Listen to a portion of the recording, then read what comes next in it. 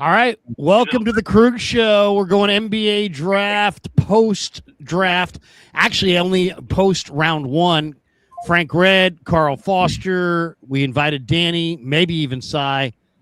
Welcome aboard.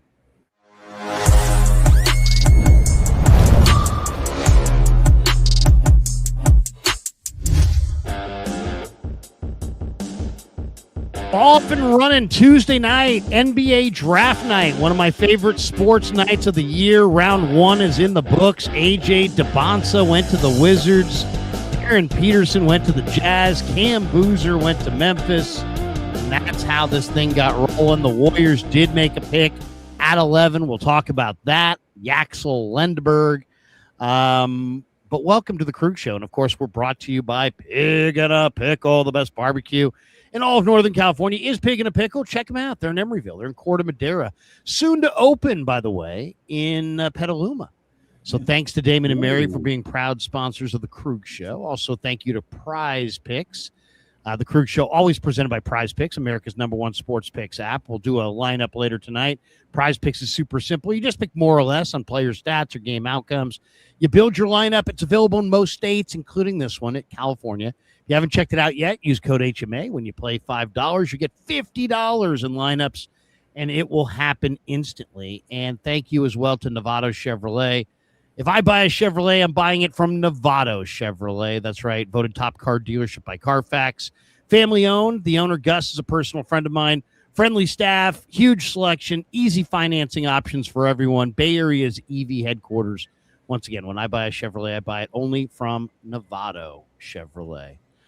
All right, we're talking NBA, Warrior basketball. I haven't done a lot of Warrior live streams this year, but you know what?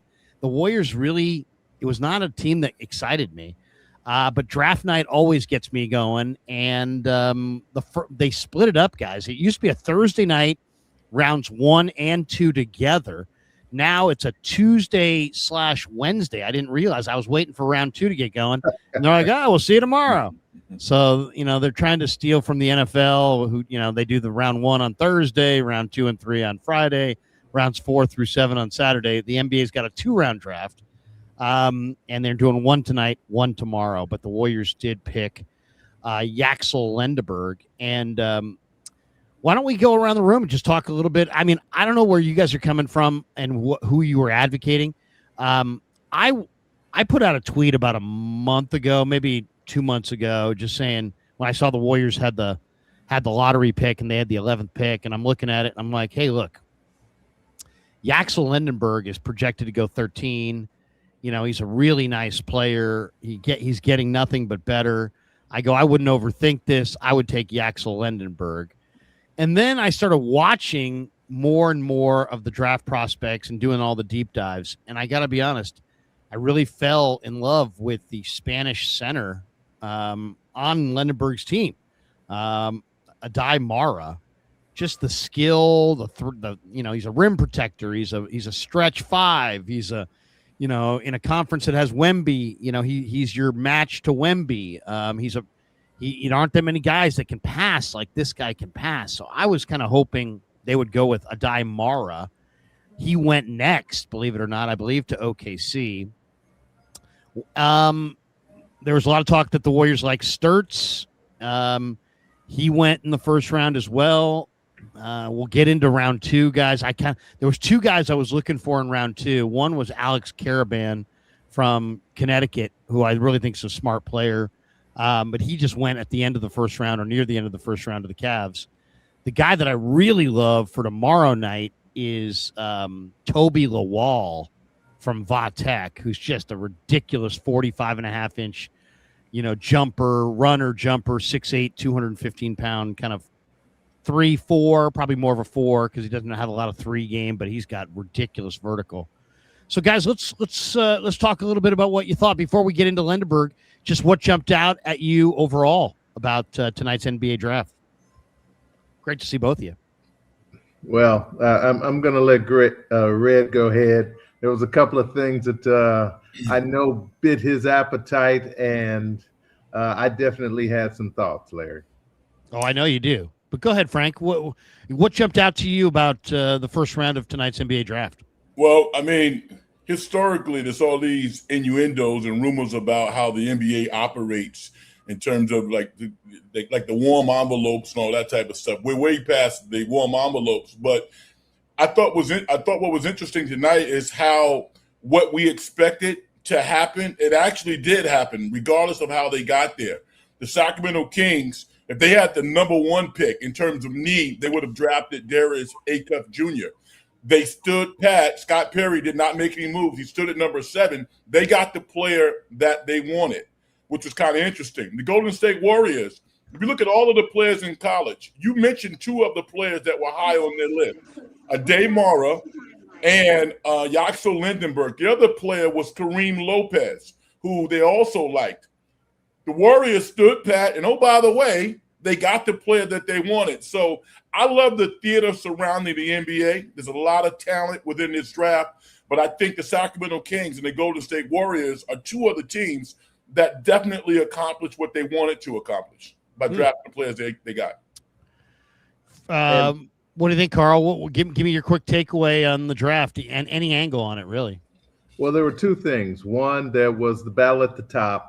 Were they going to go DeBonza or were they going to go Peterson? That was a big question. We both know that DeBonza had talked about he'd love to be in Utah. We know that Peterson had talked about wanting to be in Washington, but a lot of that can be scuttlebutt. Many times there's a lot of smoke screens that are going on. We know DeBonza absolutely said he would not drop lower than number 1, which was probably the line of the draft. There are 2 things. One, I love what Red said. My favorite player in this draft was Darius Acuff, not because he's my favorite personally, but because I think he can have impact the quickest. And the one team that I was hopeful would get a chance to draft him was Sacramento. When they dropped below 5 during the draft process, they were hopeful to be top 4.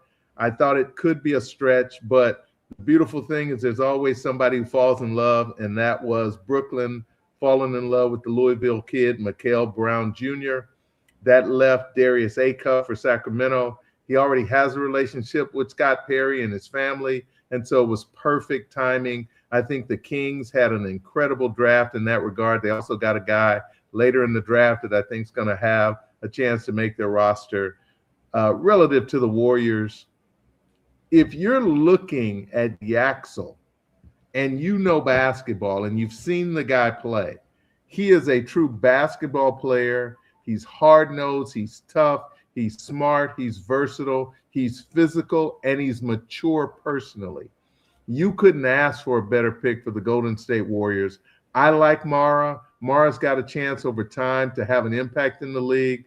I don't know if he's ready to be an impact top 7, top 8 guy in a rotation in a playoff series, which is what the Warriors are looking for. They want to get back to that level. And they also get the beauty of basically drafting a guy who's going to study under Jimmy Butler. And I think he's going to become a Jimmy Butler type impact guy as Jimmy did in his career. Every year Jimmy got better. Every year Jimmy figured out how to impact winning.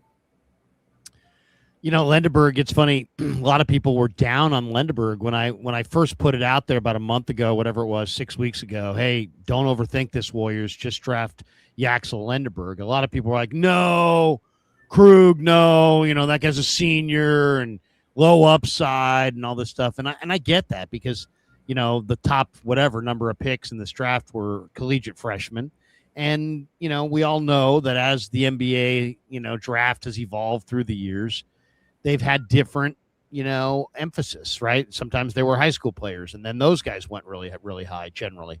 Then they basically were like, hey, you got to go to college. And then all of a sudden it's like the guys who are college freshmen always, and that's where we're at right now. The college freshmen go number 1. They're viewed as this is their first opportunity to jump to the pros. And so they're considered the best pool of players. And Lendeborg, as a senior, I mean, generally, if you're a senior, unless your name's Tim Duncan, there's got to be some backstory, and there is a backstory. This guy only has played basketball for about 4 or 5 years, and to me, that's what's so exciting is how much he's improved from even.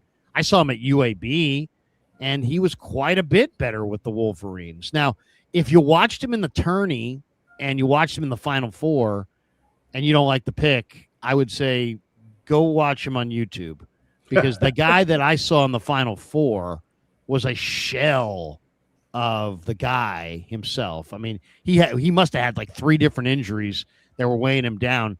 He was just the walking wounded in the Final Four. But you're talking about a guy 6'10", 6'9", 210, 6'9", 6'10", 240, you know, handle, can finish, can run the wing, can rebound, can block shots, strong. He's got a pro-ready body. Some of these guys really need to put on weight, get a lot stronger. This guy doesn't need to get a lot stronger. He's a plug-and-play guy. He's a rotation player, I think, on day one. And he's an effective rebounder. He understands positioning. Gives good effort. I really like this player, and I think he improved under May for the Wolverines this year, and he continues to get better. And then I always like to look at assist to turnover ratio. He's got a really strong assist to turnover ratio. It's like 3.3 to 1.1, something like that, assist to turnover ratio. So for a 6'10" guy, that's pretty good. I like him. As I said, I really liked Mara because I thought Mara was an elite passer, and I think Mara is going to be really good. But there's a little bit of a risk with Mara. And also there's the other thing is the Warriors have so many players that can't play back-to-backs, so many players that physically have to be managed. And I just kind of think that Mara, even though I really love his skill, I don't know how many actual NBA high-caliber minutes he's going to be able to play right away. I think there's some questions about just, how many minutes he'll be able to play. I mean, his endurance and at the NBA level and getting up and down. So, I think this is a really exciting pick. Do you guys see him more as a 3, more as a 4? Is there a comp? I mean, the comps that NBADraft.net had for Lendeborg were OG Anunoby and Mo Taylor. What do you think of those as comps? I don't like the Mo Taylor comp. I know Brad and I both remember Mo incredibly well. Mo was a physical specimen.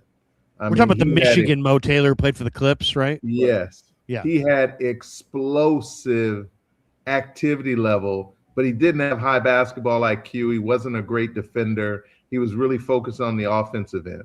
This young man, granted, he needs help like everybody else. He's going to be a 9 to 10 year, highly productive pro.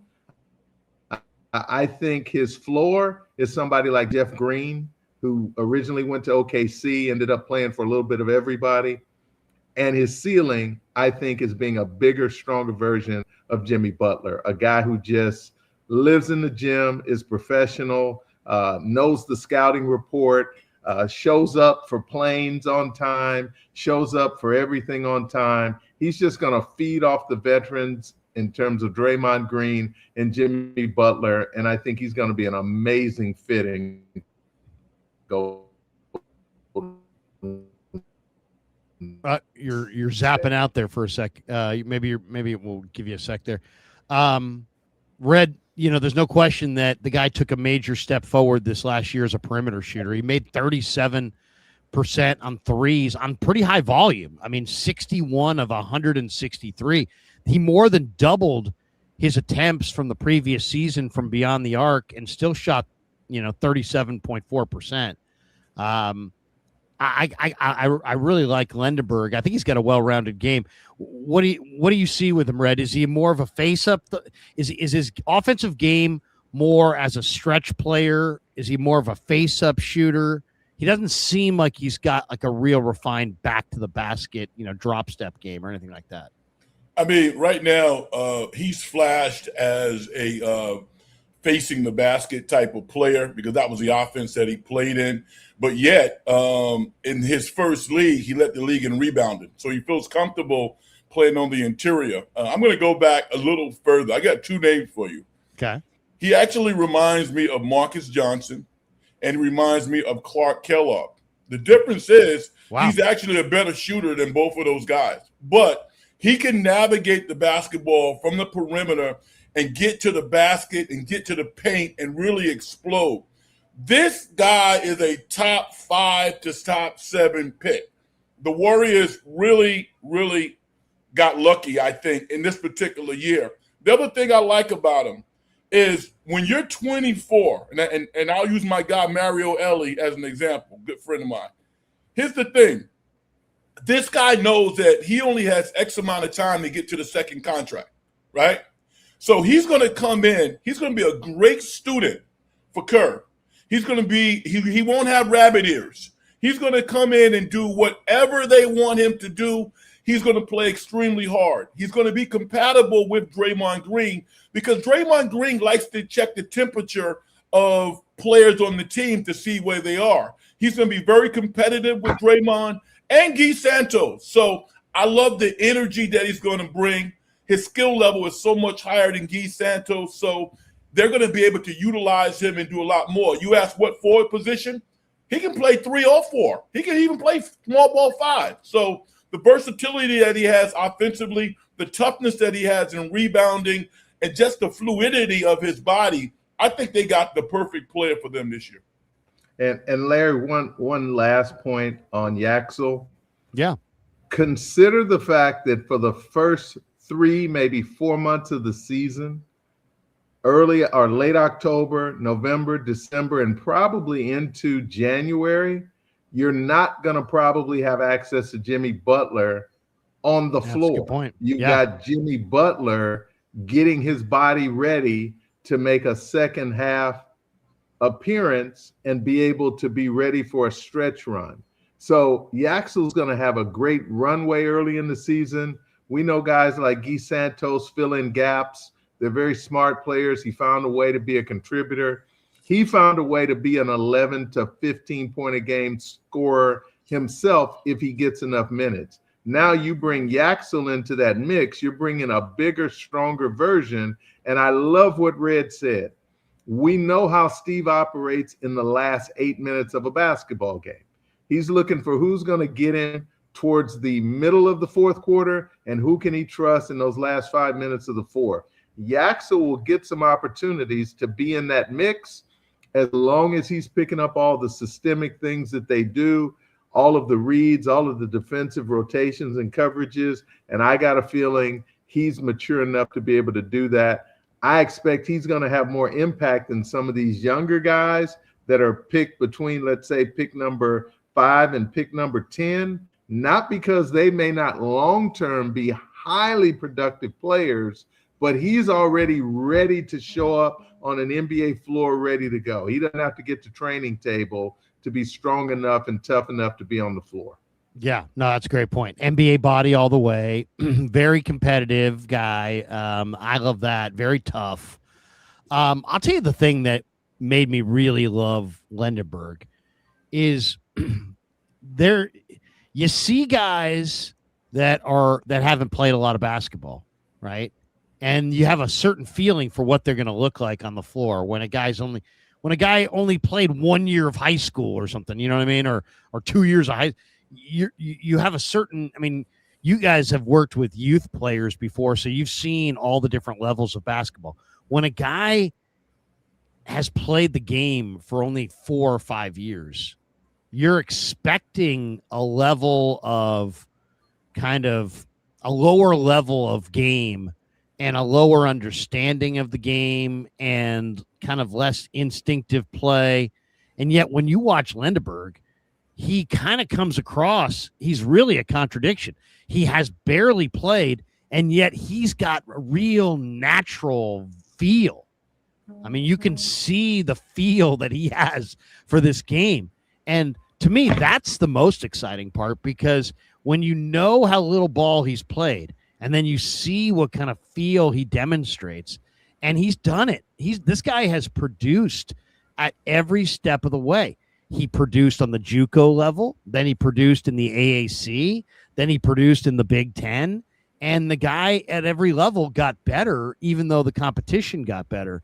It's just rare to see a guy who's played less than, 6 or 7 years have the level of feel that this guy has.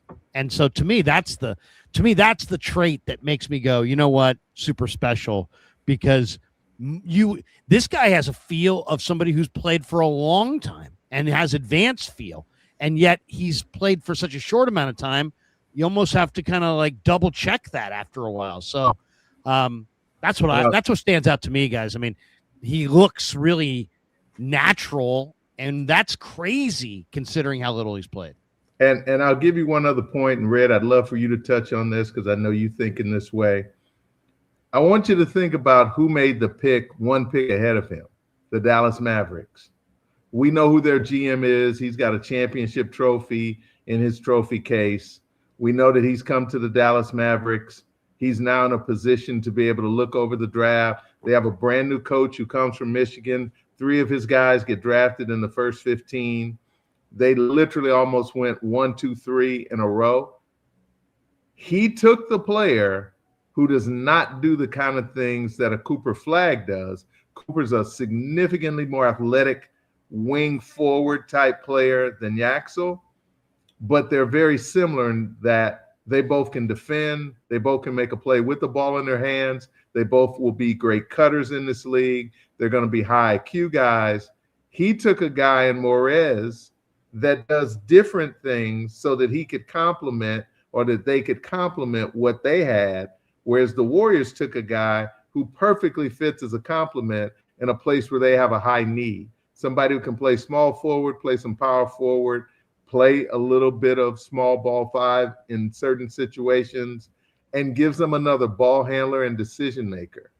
It was a perfect draft pick by Mike Dunleavy. He hadn't had a lottery pick in his bag yet. He'd done a great job in the latter first round with a player like Pajemski, and he did an outstanding job for a couple of years in terms of who he took in the second round. To me, he hit a home run tonight. Yeah, I want to share with the audience one particular move that Yaxel does that is really, really obscure, unique, and it speaks to what he can be. Visualize him as getting a rebound, dribbling down the right side of the court, and all of a sudden he transitions from the right to the left, and he picks the ball up, and he takes 2 long steps in the lane and finishes with a roll or a dunk. In traffic, that is extremely hard to do. Only the great forwards in this league can do that.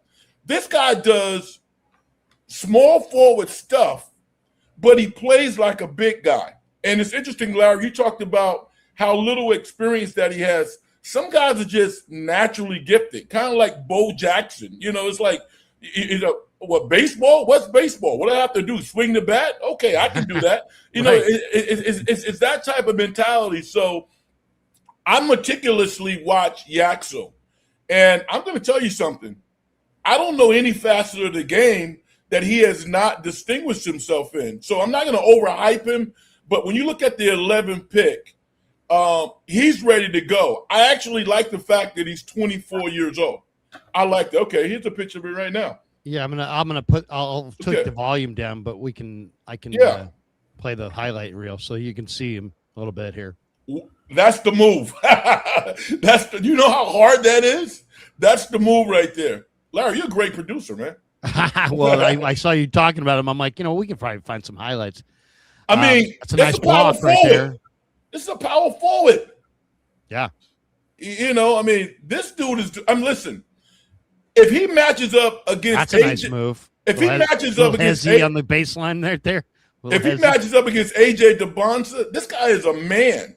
This guy's going to show out, man. That was nice. It's a real player. Finish on the other side of the rim there. Did you see that off the glass? Yeah, with a little English. Reminds me of a young Larry Krueger. No, I'm just joking. And I'm going to go back to Red's comment, Larry, about matching up.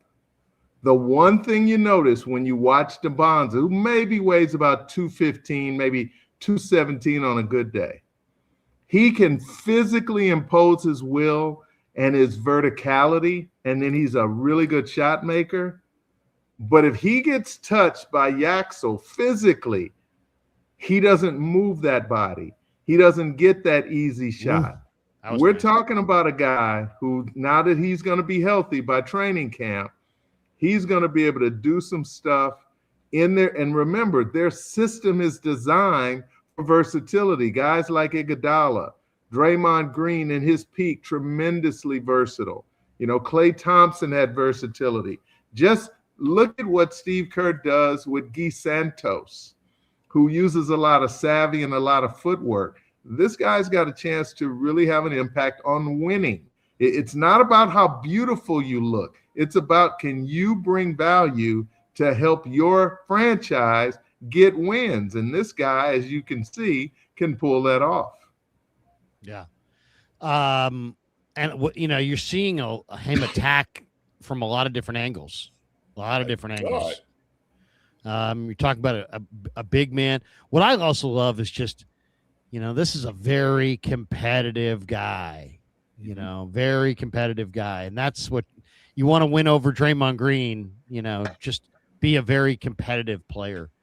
Let me ask you this. What about some of the other guys? Okay, so this draft went Debonsa straight to Washington. I'm sure Utah tried desperately to trade up for him, but Washington wasn't going to budge. They think he's super special. Peterson might be even better than Debonsa over time. We'll find out. He's very strong. Cam Boozer, Carlos's kid, went third overall. I love the kid who went 4 to the Bulls, Caleb Wilson. I just think there's a lot of special traits there. And then it was time for the points. And I think this is kind of why the Lendenbergs and the and you know, some of the bigger guys fell, is that there were some really coveted, you know, on the ball guys. The kid from Illinois is a shooter. He's really good. Mikael Brown's a great athlete. Acuff, you know, it's funny. Sacramento wanted Acuff so bad. Perry and Acuff's dad have a relationship, and Acuff wanted to go there, and they wanted him. That was probably the biggest, you know, the least secret pick. I think everybody knew Sacramento at 7 was the floor for Acuff. And of course, Bill Duffy, who's, you know, Carl, you know, we all know Bill, and I talked to him the other day, and I said, you know, who do you got in the draft? He's like, Acuff, and he thinks he's really special. You saw Bill tonight in New York with Darius Acuff. They're thrilled in Sacramento to get him. I thought that was a tremendous pick. He's a great scorer. I mean, this guy can really fill it. The guy that I love the most in the top of the draft is the next guy, Kingston Flemings, who played at Houston. He went to the Atlanta Hawks with the 8th pick. I know he had some shot mechanics that aren't great. He's not the strongest guy, but man, his first step is electric. And this guy can get by you. But I brought this up on KMBR this morning. Is this a draft to complement Steph or to replace Steph? And we both kind of decided, JD and I, that it was a draft to complement Steph. If it was a draft to replace Steph, maybe you would try to trade up for a Kingston Flemings. I thought Dallas would go with a Michigan guy, but I thought they would go with Mara. Instead, they went with Merez Johnson. And then JD said that he felt like the guy the Warriors were going to get was Braden Burries. I didn't like Burries. Now, I know lots of people did, but I just didn't see. I see a guy, you know, a 6'4", 2 guard, but he might be a point guard. And if he's a point guard, he only averaged like 2.4 assists per game. He was a great player for Arizona. Don't get me wrong, but you know, the whole draft is about identifying false favorites. Every one of these guys is a favorite to one degree or another. How did you guys separate Burries, Flemings, Acuff, Brown, is it Wagler? How did you separate? Which of the on the ball guards that went after, you know, 5 through 8? Which ones who did you like the most? I liked Flemings. Darius Acuff's going to be an all-star over time. It might take about 3 years, but he'll be an all-star because he absolutely knows who he is, and what he can do for teammates. Of the rest of the group, when I look at Flemings, I see a guy who's a scorer, but I don't know if I'd want to turn a franchise over to him. Okay. I'd love to have him as a weapon, though. A weapon that you just let loose. Just let him go do his thing. Maybe he's got early in the opportunities in Atlanta. He gets him some lemon pepper chicken from Magic City, and he goes and does the Lou Williams for the clip joint. I mean, for That's Atlanta. right. I forgot about Magic City. It's a strip joint, but the food's great, right? Isn't that it? The food is great. That's what everybody says. Yeah. I will say this, because the on-ball guy for Atlanta for the next few years is going to be Mr. Johnson. I don't see him there as a guy who's going to be more than the second unit. Okay, now you become the primary score guy, because just how their system is set up. Mikael Brown's got a chance to be special, man. He's big, he's strong, he's explosive. But the second guy that I love is Wagler. Wagler's long, he can shoot it. He reminds me a lot of Anthony Parker, who came into the league, played with Cleveland in terms of his shot-making ability, but he's got the guard skills of somebody who wants to be like a Steph Curry, somebody who wants to be like a Halliburton, where he wants to be a on-ball shot creator for himself, but also a shot creator for others. That means he's got the missing piece. The real question is, will he get a chance with them having Darius Garland? You know, with all respect to his dad, I like Garland. I don't love Garland. I love what Wagler can become. A 6'6", 6'7", point, create the offense. I got a feeling in 2 years, he'll be at the point instead of Garland. I was going to tell a very bad Christmas joke. I'm like, I'm kind of anti-Garland. I'm bigger on Tinsel. I like Tinsel more than Garland. Now, what do you think of this one from Jersey here? Jersey. He says A-Cuff equals Cam Thomas. I love Cam Thomas, man. Cam Thomas is a scorer.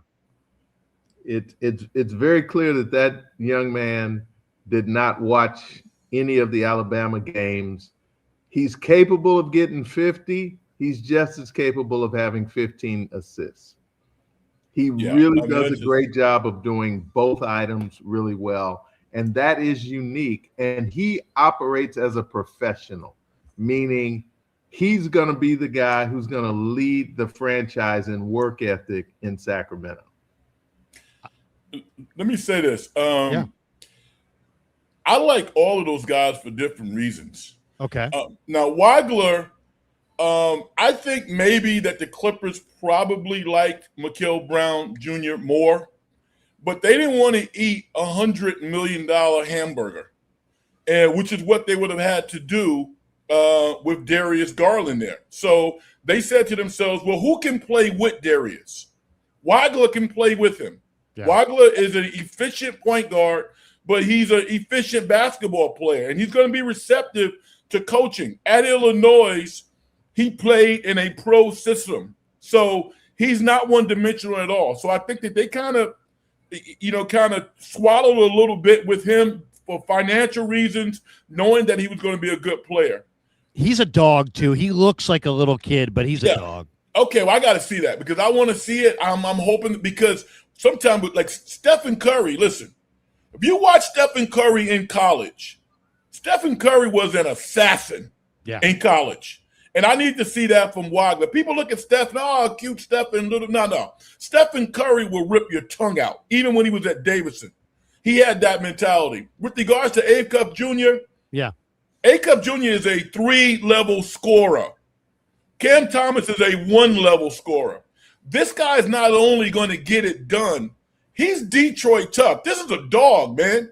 He is going to galvanize that community in Sacramento. When those veteran all-star Jalen Brunson type guards coming in with these big reputations, he's not going to care.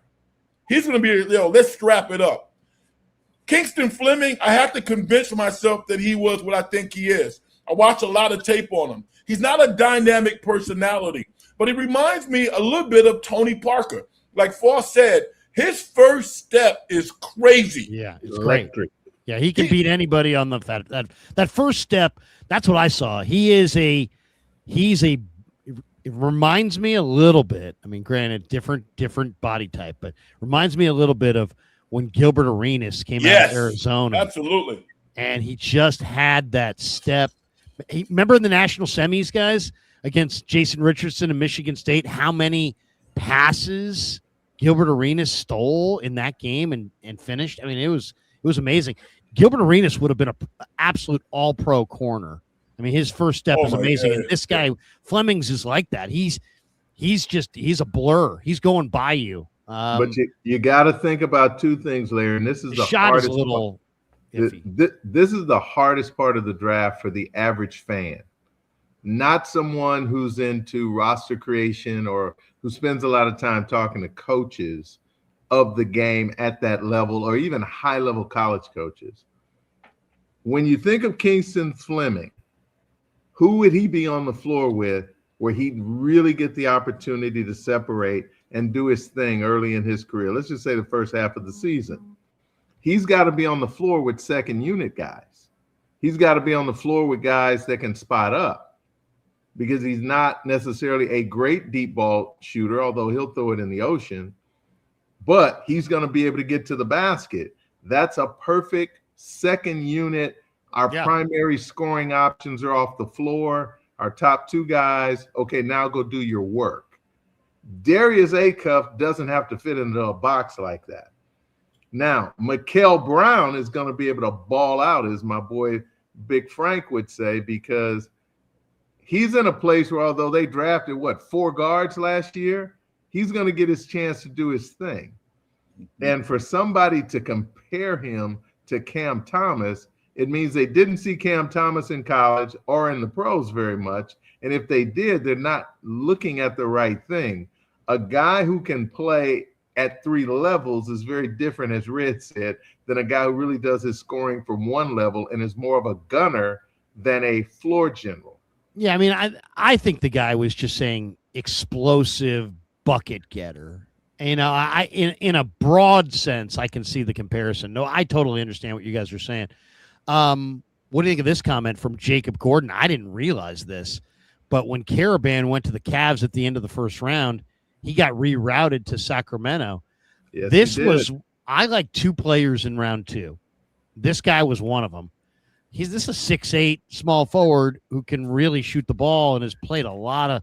I thought he played really poised in the tourney, and I think he's ready to be a rotation player and contribute. Now he's got some limits to his game for sure, but Alex Caravan, this guy did it on a really good Connecticut team, and they play. I thought they found a different level in the tournament. I saw them against the Johnnies in the conference tourney, and they got housed.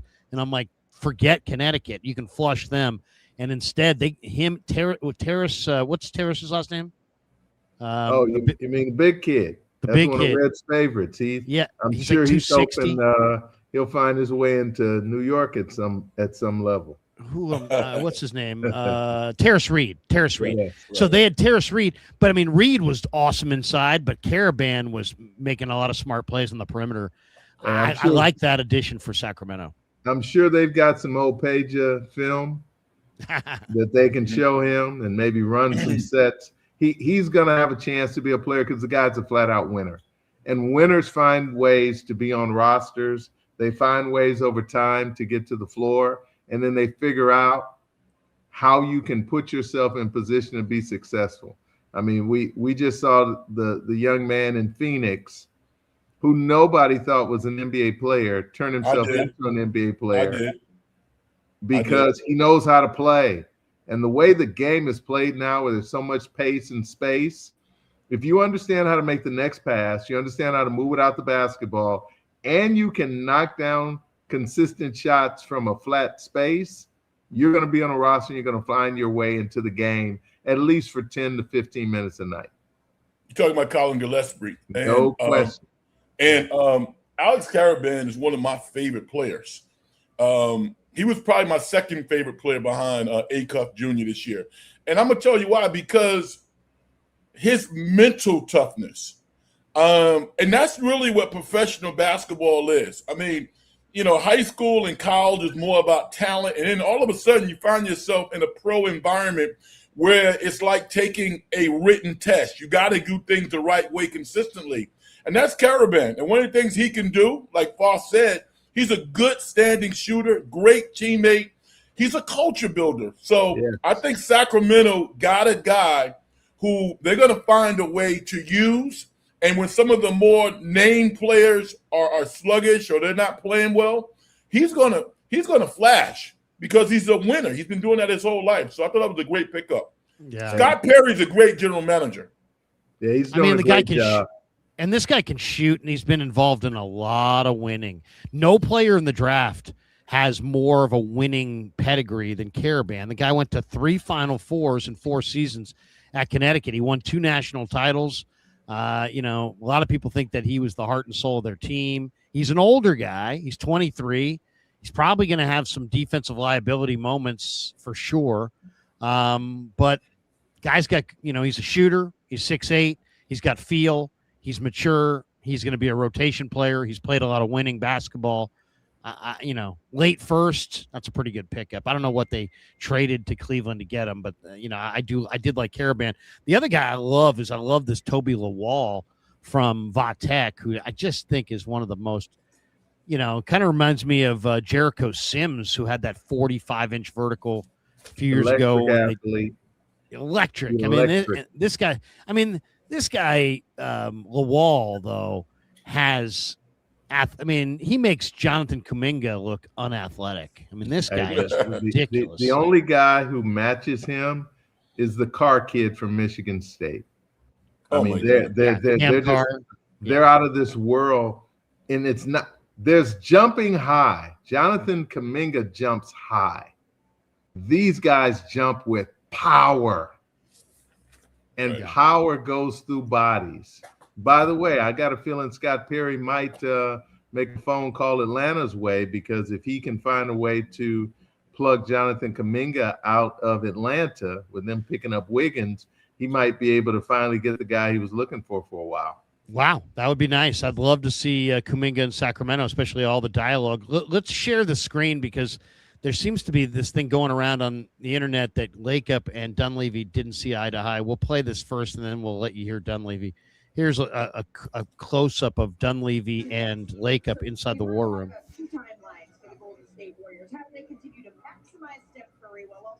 I'm just think they're having kind of a pointed conversation. That's Kirk Lakeup on the left. That's Joe Lakeup in the middle, and that's Dunleavy on the right. What you're looking at here is the Warriors' hierarchy.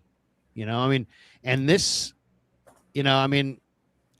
I kind of ripped Joe Lakeup today on KMBR, because I really do feel like Joe Lakeup thinks he's Eddie DeBartolo, but in reality, he's turning into Jerry Jones. And what I meant by that is just that Jerry Jones bought the Cowboys, and he hired Jimmy Johnson, and they won 3 Super Bowls. They won 2 with Jimmy and 1 with Switzer. But then they chased off Jimmy, and he said, anybody can do this. And he hired Switzer, and then he was proven right. But he hasn't been able to find his way back into that game since the mid-1990s. We're talking about over 30 years of mismanagement.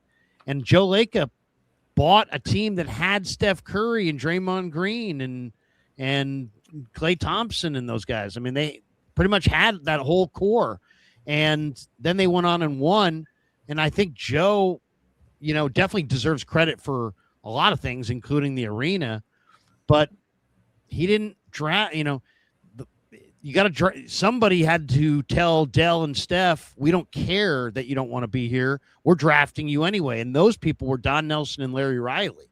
And I just feel like, you look at Damian Jones, Justinian Jessup, Nico Mannion, Jacob Evans, Jordan Bell, and you look at all these picks in the last. Yet the Pods pick wasn't bad. TJD was not bad in round 2 for sure. Quentin Post was not a terrible pick, but James Wiseman, Jonathan Kuminga. You could have had better players, and you went with those guys instead. So I don't know. To me, Joe, this light years ahead. Literally, Dunleavy was asked, "What do you guys need?" He's like, "We need everything." I said, "It's funny how they went from light years ahead to we need everything." I guess maybe they weren't light years ahead. So I don't know. I mean, now you've got this opulent palace of an arena, and but you just saw it there. He had Jerry West, of course, the late great Jerry West. He moved off of Jerry, moved off of Myers, he moved off of Travis Schlenk, he moved off of Larry Riley, said goodbye to Don Nelson, and he put his kid. It was true nepotism. He put his kid as like a front office key cog. And then he's got Dunleavy there, and he still has Larry Harris there. But I almost get the feeling that it's kind of like, almost like those guys are shields from the criticism. He really wants to do it himself. It reminds me of the Cowboys. Jerry Jones drafts for the Cowboys. Stephen Jones drafts for the Cowboys. They've got a head scout. They've got other people that kind of shield them from criticism and people. Oh, our scouts, our people, our personnel people. But in reality, it's Jerry and his kid. And in reality, I think you just saw it there. It's Joe and his kid. So, how do you guys feel about that? I mean, are the Warriors going to win again? I mean, I feel like the Warriors need to win. The title they win next will be Joe's title, not the ones that they've already won. As a New York Knicks fan, that congrats, by the way. Thank you. That took 53 years to win a championship. And literally under James Dolan's ownership, it was a disaster until the last 5 years or so. And why did it turn around?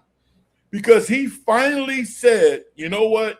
I'm going to get out of the way. I'm going to hire Leon Rose, and I'm going to pay the bills, and I'm going to be the owner and not interfere.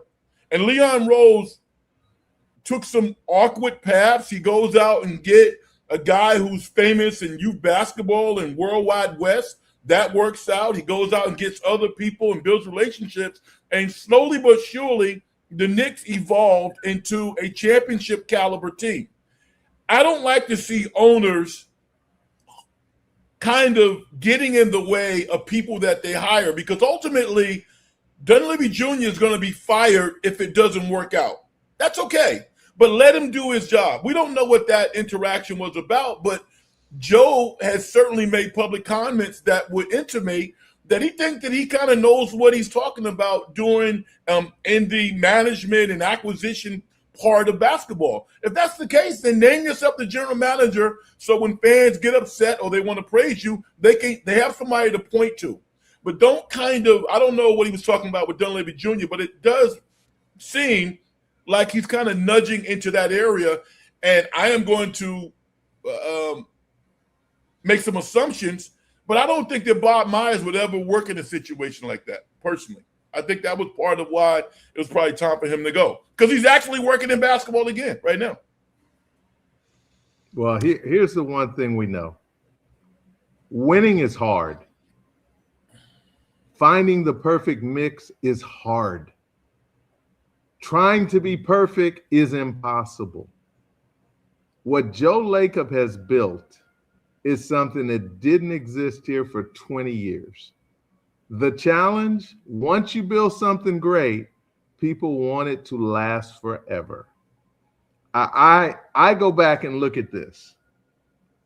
The Warriors have put a great product on the floor for most of the last decade plus.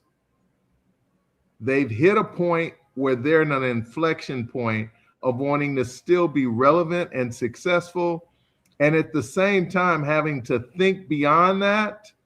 But I'm a big fan of don't think too far beyond. You got to try to maximize what you have available. The biggest thing is tonight, it doesn't matter how the brain trust is set up, what their formula is. The objective is, can we get players in here that can help us win? Nobody could have done anything about keeping Jimmy Butler from hurting himself last year, which really put a tough opportunity for the Warriors to feel like they could have made a competitive run come playoff time. I remember, I think I asked you, Frank, earlier in the week, if you take the main guys from the Golden State Warrior franchise that were on the roster last year, and if they're healthy come playoff time, could that team have competed with the team that won the NBA championship? And the answer is yes, because playoff basketball is different than regular season basketball. The draft deals a lot with regular season basketball, particularly for a team like the Warriors, Larry. Now, for a team like the Kings, they're in rebuild mode. For a team like the Warriors who want to try to stay connected to that upper group and still have some veteran leaders that really still want a chance, you've got to think, how do we survive the regular season?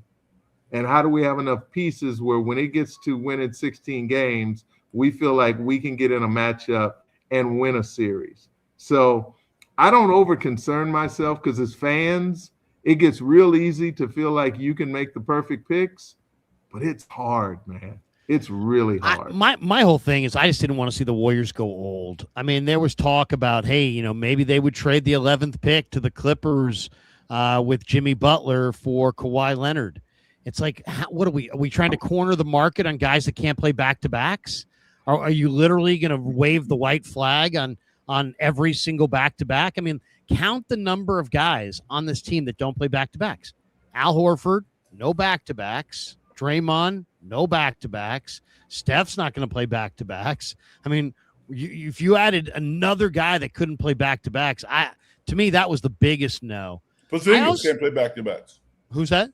Porzingis. Oh, I mean, think about Porzingis. And there's others, too. There's probably others. But here's the good news, Larry. All the scuttlebutt that was talked about for the last 2 months since the Warriors have been out of the limelight all got dealt with tonight. They made a great pick in the first round, the first lottery pick they've had in the Dunleavy era. Yeah. They get to announce it. They get to celebrate it. And as fans, we get to watch to see how much he can impact winning during the regular season. Does he become a piece that they could feel competent, that could be competent as a part of a rotation in a postseason scenario? Let's hear from Dunleavy, courtesy of Anthony Slater's Twitter. Here's Dunleavy at the presser after the draft. Every organization is obviously different. Joe was outwardly, pumped about the draft at all times. From your perspective, how was he during this process, and how do you handle it? Yeah, no, he's great. He's so into it, and I think this year, winding down the college season, know where we were at as a team. I think he really focused in on the college stuff and watched it, knew a lot of these guys, and I think coming out at night, he's really happy. And I told him, I go, Joe, no matter what you do, we're going to get criticized. It doesn't matter if we pick young, old, good, bad, short, tall. He goes, I don't know. I don't think so. I'm like, Joe, trust me. And then sure enough, he goes, can you believe what this guy said? So, no, he's really excited about it, the pick and kind of who we got and how we think he can help us. Did he have his own big board? I didn't see it. Really? Yeah, I'm sure maybe he did, but he didn't break it out. I definitely knew where he stood there. There's a guy who loves his job, right there. What do you make? I mean, on one hand, Joe built an incredibly opulent arena, and he stepped into a team that had a horrible reputation and pointed the rafters and said, I'm going to put banners in those rafters. And he did. So on one level, you got to respect him. On another level, what are pro sports franchises? They're toys for filthy rich people. That's all they are. They're toys. And I wonder, Joe Lacob has got so much money. If you told him, Joe, if you want, you can have Sam Presti, maybe the best GM in the game right now, right? You could have Sam Presti drafting your team, signing your free agents, making your maneuvers, running your franchise. But you got to get the fuck out of the room. Or you can have yourself and Dunleavy and your son, and you get to play with that toy. Which would you prefer? And even though Presti has a proven success, I think Joe would turn down Presti and rather do it with him and his son and Dunleavy, because Why buy the toy if you can't play with the toy? I think that's his mindset. And I don't know. I think it's kind of scary, actually, to be completely honest. I mean, let me ask you a different question. It's like somebody who buys a restaurant and decides they want to be the chef, and they're not a chef. Let me ask you a different bro, you're question, rolling the Larry. dice. Let me ask you a different question, Larry. Yeah. How many championships has Sam Presti brought to the trophy case in Oklahoma? I don't know that that's even pertinent at this point because he's it not is done. Because they have more assets. They've played in the finals. They have more assets. Assets don't go in the trophy case. No, I hear you, but I mean, assets that's how you build. Highest level, it's about winning. You win or you're miserable. That's Pat Riley's saying. That's why he went out and got Giannis. You win or you're miserable. But they won. Did Miami win in the Giannis trade? You talking about OKC? No. I'm talking about OKC. Won one title. Yeah, but it's not over. I mean, it's like these guys are still together and they're young. No, I hear what you're saying. But I mean, I think Sam Presti's the best GM going. Look at all the assets that he owns. He owns like everybody's first round picks. He added more picks tonight. I just think he's a really good GM. My point is just that if you really are all about winning, then you're all about winning. And I don't think Joe's all about winning. I think Joe is all about him doing it. And then he wants to win bad, but he not to the point where he would take Sam Presti. He'd rather be doing it himself. That's my point. And I just don't know that it's going to work. Like, I hope it works, but I just don't know. What do you think? Would you have traded this? First of all, if Burries had been there, guys, would you have gone with Burries over Lendeborg? No. What did you guys think of Burries? I love him as a player. Loved him in high school. Saw him play in high school. He's a winner. He's very solid. He shoots the ball well. He can distribute it. He could run a club. You could put him in any kind of system. But when you're looking at what the Warriors are focused on, which is trying to be in the battle, he would not have been a better fit than getting Yaxel. Yaxel gives you all the things you're looking for. What Burries does is you're going to play him off the bench. Now, does he play more minutes than Podziemski? Do you play him with Podziemski? You've got a lot of questions because he's going to need the ball to be at his most effective. And the ball revolves around the actual guy who's the critical piece of how their team is successful, which is Steph Curry. Yeah, the only way that Burries becomes special, I think he's going to be good, but the only way that he becomes special is if he's able to make the transition to point guard. So then all of the other skills that he has become elite. In the Warriors system, he's going to be mostly a two guard. He's going to shoot maybe 40% from three. He's going to do a nice job.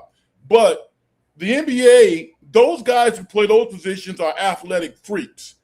He has to outplay Anthony Edwards. He's not going to be better than Anthony Edwards or I can name some other elite guards. So the fact that he has a limitation in what he brings to the table doesn't get me really excited from the Warriors' perspective. I think he's a nice player. Yaxel checks a lot of boxes, and he's a big, strong guy. So I like Burries. He's a system guy, tough mentally, but his physical limitation for the position that he plays would not allow me to choose him over Yaxel at that position. If you could have gotten Brett Siegel, who's just an NBA guy, Brett Siegel, what's his exact title? He's the national NBA insider reporter for Clutch Points. Okay. He's on X today, and he was saying it was always going to come down between Burries and Lendeborg for the Warriors. He said once Burries was off the board and a couple of markers likely thrown in the Warriors' office, they landed on Lendeborg after no real trades materialized for the pick. If the Pelicans had called offering Trey Murphy, I know there was one, you would have to trade players. So it would have probably had to have been like Pods and Moody and the pick. And then, people that were familiar with what New Orleans was actually asking for believe that maybe that even wouldn't have been enough, that you would have had to throw in future. JD suggested 2 future number ones, maybe That's protected. ridiculous. I mean, That's I thought that ridiculous. was ridiculous as well. I thought that seemed like a dramatic overpay. But I do like Trey Murphy. He's one of the only guys in the history of the NBA to be in the 3-point and the dunk contest. I loved him at Virginia. They should have drafted him when they took Moses Moody or Sengun, but they didn't have that foresight. If they could have gotten Trey Murphy tonight for the 11th pick, should they have? Because I didn't want to go that route. I would rather have seen them go with with a Lendeborg, with a young guy, with a college player. How did you guys? We all love Murphy, I'm sure. What was your feeling on Trey Murphy? Not for the booty that you just talked about. Yeah, right. One, that's exactly two. First of Too all, much. Too much. I would not give away Moses Moody, Pods, and a number 1 for him. Now, value in terms of what he makes is a lot of why he's even more significantly attractive to people, because he's on a range of what he makes where he could potentially be more productive than what he's actually being paid. That's a good thing. But there would have been no reason, if I'm the GM, to add in 1, 2 draft picks with that, because now I'm depleting my depth to get a guy who, let's say he averages 21, 22 a night, and he becomes your second best shooter. He's got to play kind of as a small forward who maybe could play some situations where he's kind of playing as a 4. He's not a small ball 5. He's a solid defender with length, but he's not like a, hey, I'm going to take a guy out of the game type defender. So to me, if I were moving one player and maybe giving away the pick because I want to get the salary off my books, that's a whole different story. But not for that kind of ask. What they were asking for, he's welcome to stay in New Orleans. We got this tweet out there from a guy named Kenzo, but he says, yeah, now I don't know that I don't have this verified, but he's making it sound like he knows this. He says, Yaxel Lindberg gave us some of his NBA comps and players that he models his game after at his pre-draft workout. And he listed Paolo Banchero, Naz Reid, LeBron's driving ability. Wow, that's confidence. And he watches a lot of Magic Johnson highlights. Those are interesting comps, guys. What do you think? I mean, Naz Reid is a for people who don't know Naz Reid, he's a big shooter. He's a six, he's probably a 6'11", 7-footer who can flat out shoot the ball. And against the Warriors, he just rains down threes. Banchero is a tremendous talent. I mean, that might be a little bit of a stretch because Banchero is so good, but I want to hear your thoughts. LeBron's driving ability, I mean, come on, that's a goal. That's not a comparison. That's a goal. And watches a lot of Magic Johnson highlights. That's kind of cool. That makes me like him more. What do you think of those comps, if indeed Lendeborg is kind of painting the picture of what his game is? What do you think of his own self-assessment? You guys have watched him and you're looking at those names and you know those players. Pretty impressed with it.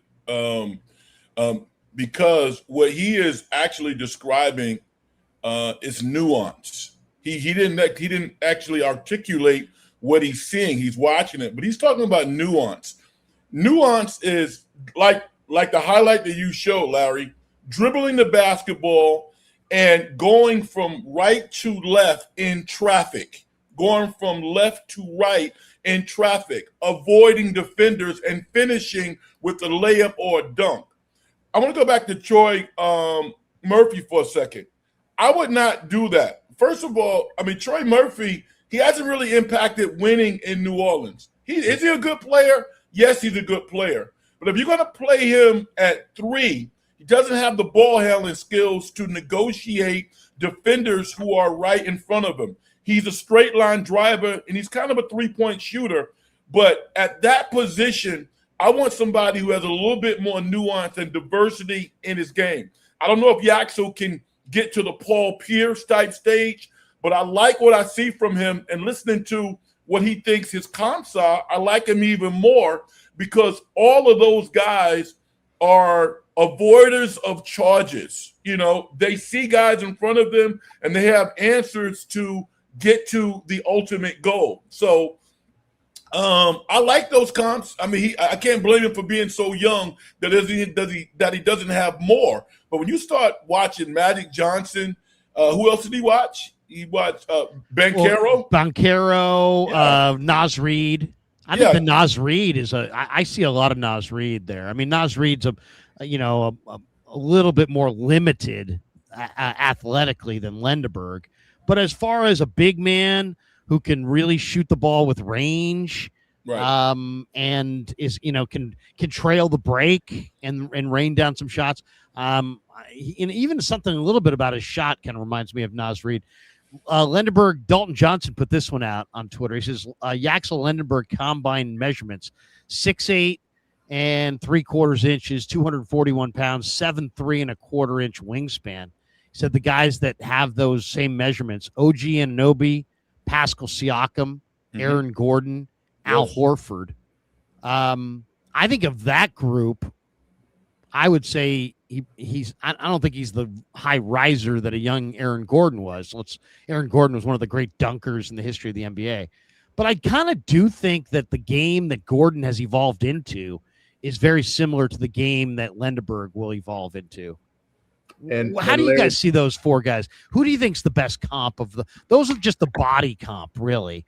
But of the body comp guys, who do you think is most like Lendeborg?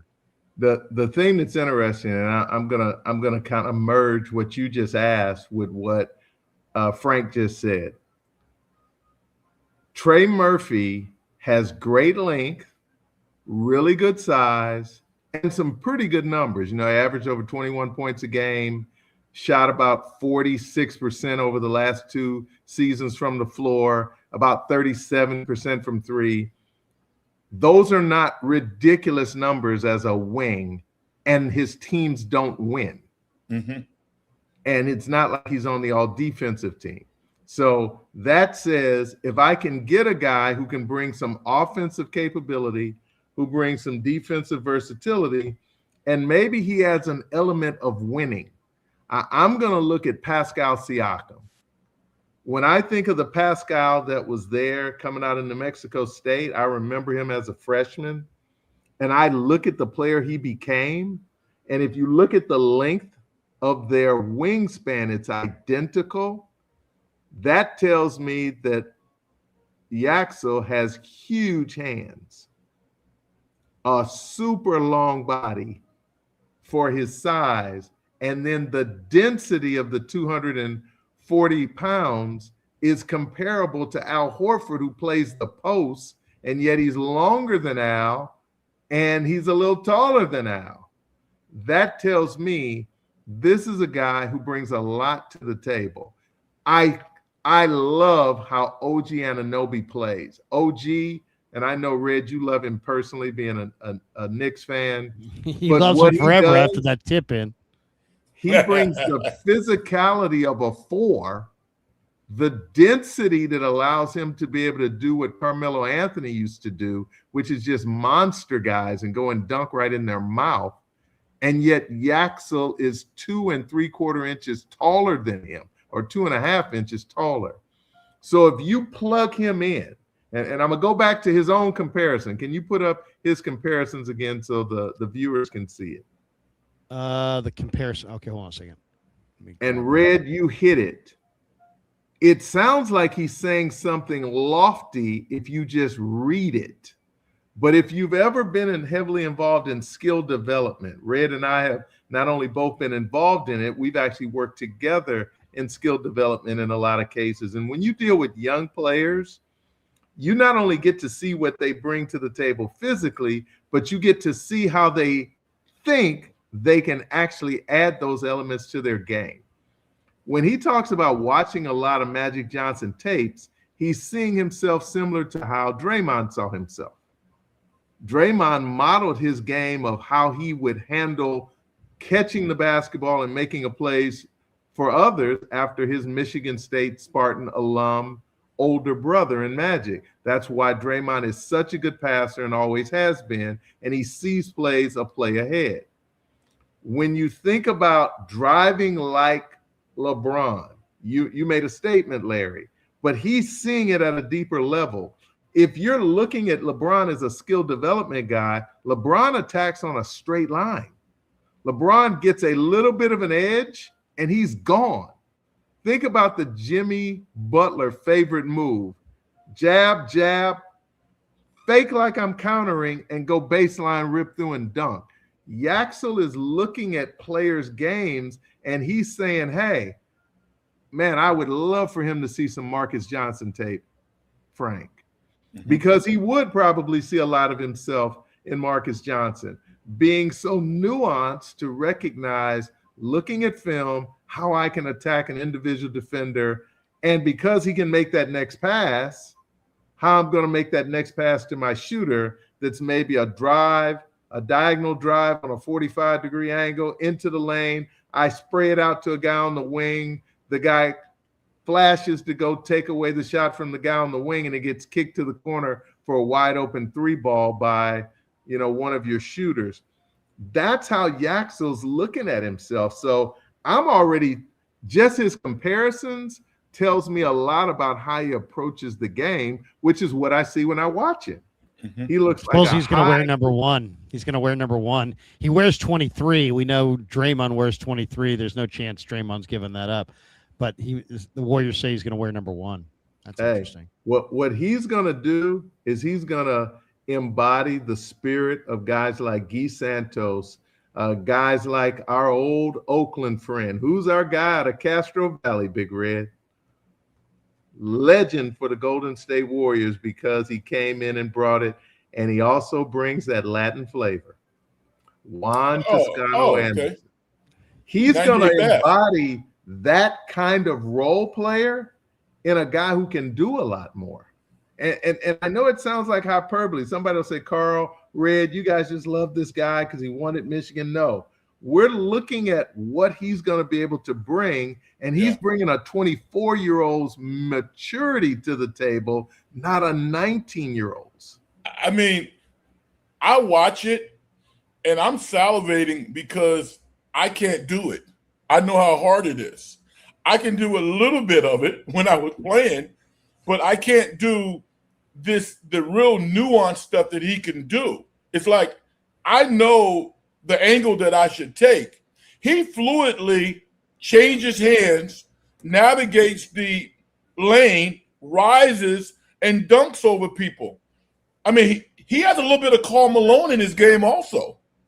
We don't see players like that in the NBA anymore. So I'm not like raising him up. I just think that the Warriors got a definite player that's going to be able to help them from day one. When I look at a rotation of Draymond, eventually Jimmy Butler, I get excited because I see a lot of him and Jimmy Butler playing together, and maybe Draymond on the bench or maybe playing some other position. So I just think they got the player that they needed to help them right now, and I like that. What is that? What's the gong for? Back by popular demand.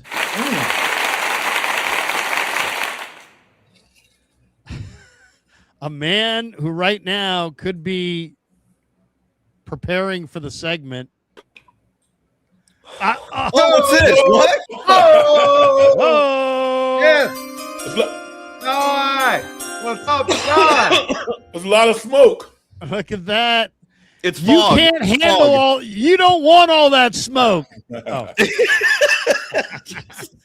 Back by popular demand, the great Cyrus. No, the only great person here is Larry Crew. Larry, I didn't even. What's good? I got this email from you with this link. I'm like, what is this? And now I'm on the Krug show. Carl it's funny. Foster, how you doing? Frank, long time no see. Yeah, it is a long time. We have not talked basketball. I've been waiting to do stuff with you, but you know what? I was so turned off by this Warrior team this year that I never got into it. I kept trying to get into it. The only game that I actually felt like doing a post game was the Clipper game at the very end of the year. But you know me, I love draft night, and so I had to get in on draft night. And then I thought, you know what? We're doing a stream, and I haven't talked to Cy, and I know he's probably got your own stream. But I'm like, you know what? We'll throw an invite, and we'll see if he comes. And I even said to the fellas, I'm like, you know what? Maybe he'll show up. And here you are. So go ahead, Cy. You know, this was give us your intel on this. What did you think of the pick? It looked like Dunleavy and Lakeup were having a little bit of a disagreement. Dunleavy seemed to make it sound like they were discussing some trade possibilities. There was an awful lot of talk about Trey Murphy, about Kawhi Leonard, and others. Give me your assessment of how this night went from the Warrior perspective and what you think of the pick. First of all, Frank. First of all, before anything else, Carl, great to see you. And I feel like kind of a dick for how we left things last time. Didn't mean to be a dick. I apologize. Love you, Frank. Love you, Larry. Love you. And in regards to the pick, I was telling Frank when we were doing our show in Golden Days, like Braden Burris being that close was a tease that led to disappointment. I wasn't expecting him to fall to 11. He fell to 10th. But Yaxel Lendeborg, I mean, look, the debate between or that argument between Mike Dunleavy Jr. and Joe Lacob. Larry, you know as well as anyone that Joe Lacob does not hide, like his emotions are on his sleeves, man. Like he doesn't hide how he feels. He's passionate. He's got a fan element to him. And you pointed this out back in the draft in 2021 when Chris Duarte was picked at number 13. And that's Joe clearly was pissed. What's up? Joe was pissed. Joe was pissed, like, yeah. Oh, like, yeah, and who knows? Maybe that's what happened again tonight. Maybe it was something as simple as Joe just, his hand up, like, God damn it, why didn't we get Braden Burris? Maybe it was a debate between Yaxel and the 7'3" guy. I already forgot his name. Adam Ade or whatever. Ademara, yeah. It also could have been, and I was telling Frank this, maybe it was OKC teasing him, right? Because OKC had the 12 and 17 picks. And maybe the Warriors are trying to trade with them, because that would have been a great trade, I think, if you had just moved down one spot and then also get the 17th pick. Who knows? Who the hell knows? But it wasn't a good look. And Yaxel's great. Why were so many people? Because JD this morning, JD and I filled in this morning for Murph and Marcus on the KNBR morning show, and I said I would like Mara or Lex or Lendeborg or Flemings, and he's like, I want Burries. And there were other people that were like, if Burries is there, it's a no-brainer.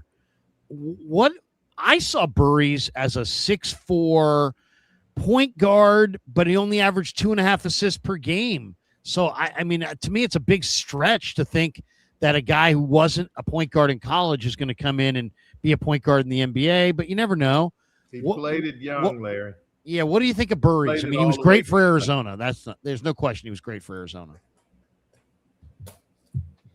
What did you get? I mean, Cy, did you like Burries? Was that who you wanted, Burries? Well, I only wanted him. Like the draft is one of the hardest things ever to be an expert at, to be to be accurate at. It's such a ridiculous science that the few folks who are really good at it, Larry yourself included, man. I mean, you were back in 2021. Clamoring for Alperen Şengün. I'm never going to forget that. I mean, you were so right on that front. The Warriors made a huge mistake in letting him and passing him up. They made a bunch of mistakes that year.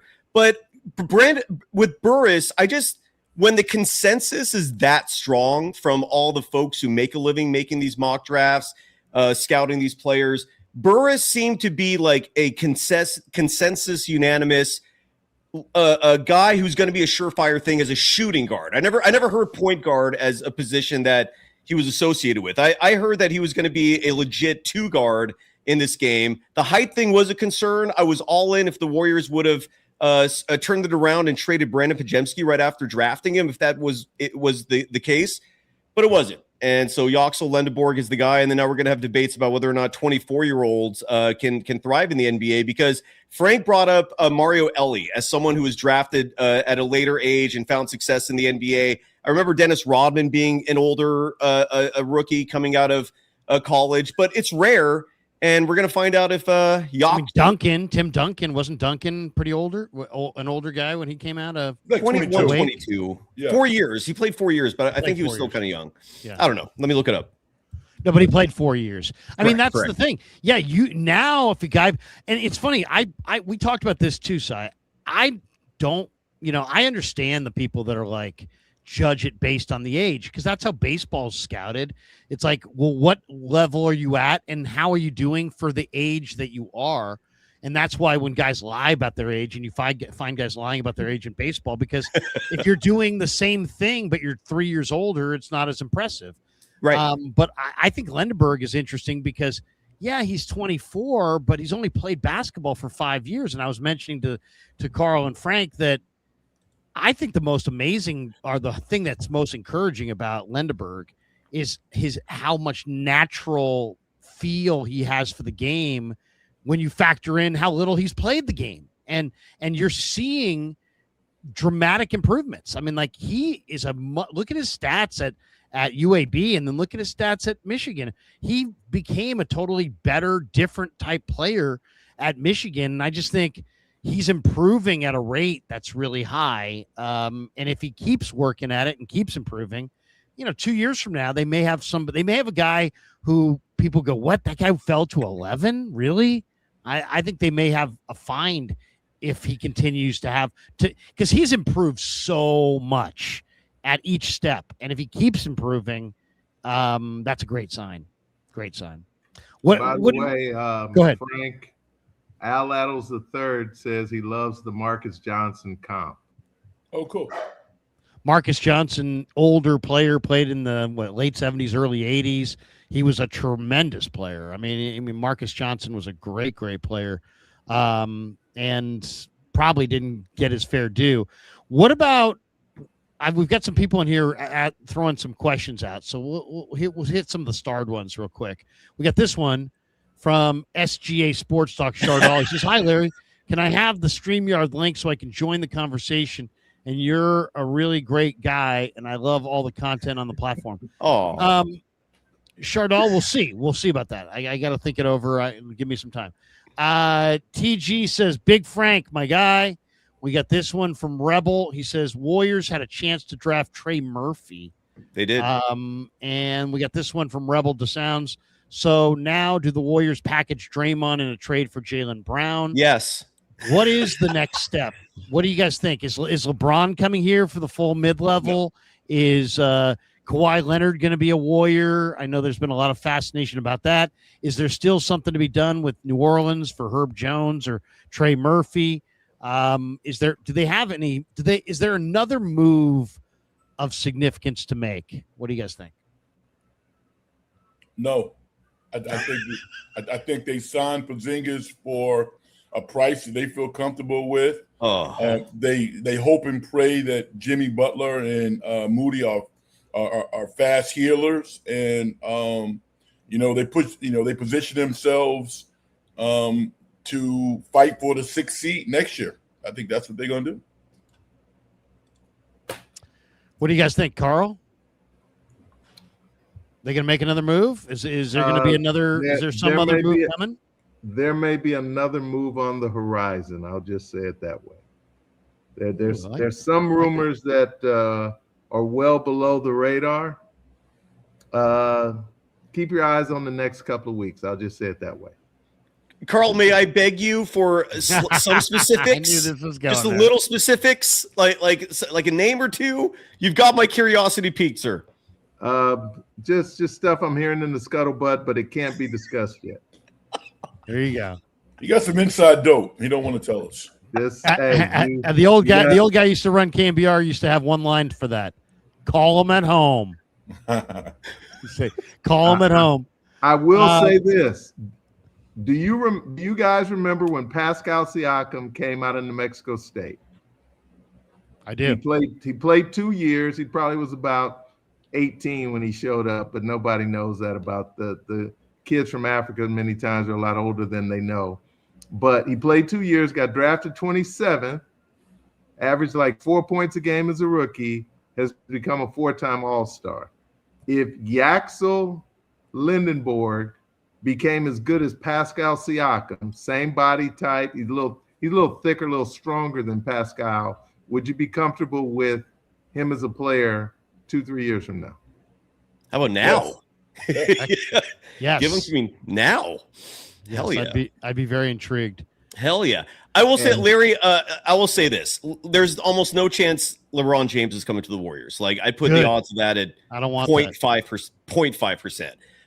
He used the Warriors briefly to get some leverage, and instead of a mid-level exception from the Lakers, now he'll probably get $30 million. Kawhi Leonard to the Warriors, I don't know how the hell that happens. Like, what are you offering the Clippers to entice them, let alone the fact that the Clippers don't seem to ever show any indication they want to do business with the Warriors? They strung the Warriors on 2 years ago or a year and a half ago for Paul George. They strung him on this last February for Kawhi Leonard. What's changed? Like, I don't even know where this Kawhi Leonard like rumor came from. Like, he is not going to the Warriors. I don't know why people think that's a possibility. Whatever. I think was it? Who was it? Who's the guy for ESPN who wore the bright blue suit today? Windhorse? Windhorse. Windy. Okay. Windy's been throwing out Warriors on it with Kawhi. Really? Yeah. I'll believe that when I see it. Is how I'll put it. I don't think there's a chance in hell. Look, the Trey Murphy thing, that's the one trade that I personally advocate for. It's just my opinion. I think that would be worth the risk.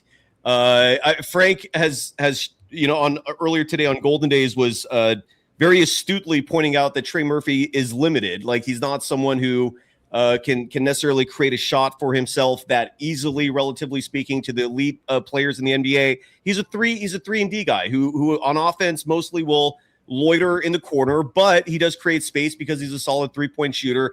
With that said, the Warriors could use him. They're so thin on wings.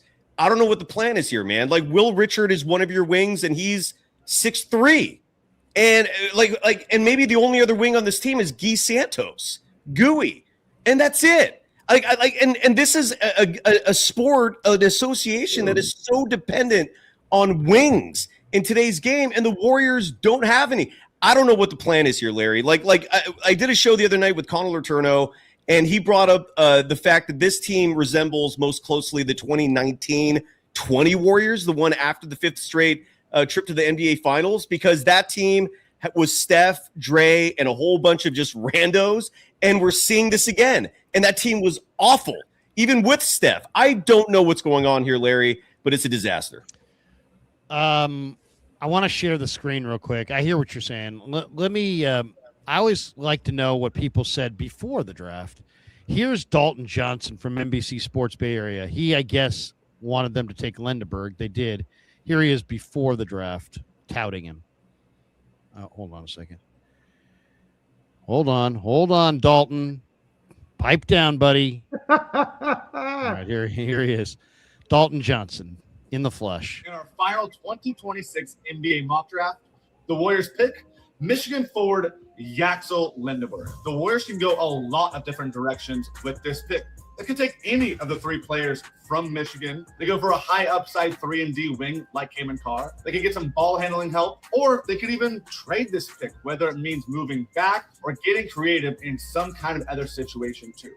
But at the end of the day, Yaxel Lindberg just checks so many different boxes. Get past his age, turning 24 years old before his first NBA game. Yaxel Lindberg is still a late bloomer who throughout his unique college career showed how he improves in different ways as a two-way impact player, offensively and defensively, where defensively he uses that NBA size, offensively he gets to the rim or he makes his outside shots. Mike Dunleavy is going to get creative, but Yaxel Lindberg just might be the perfect fit for these Warriors. There you go. I just wanted to see what he said. I it's always interesting what people say before and then, of course, after. Yeah. So, I like this move, but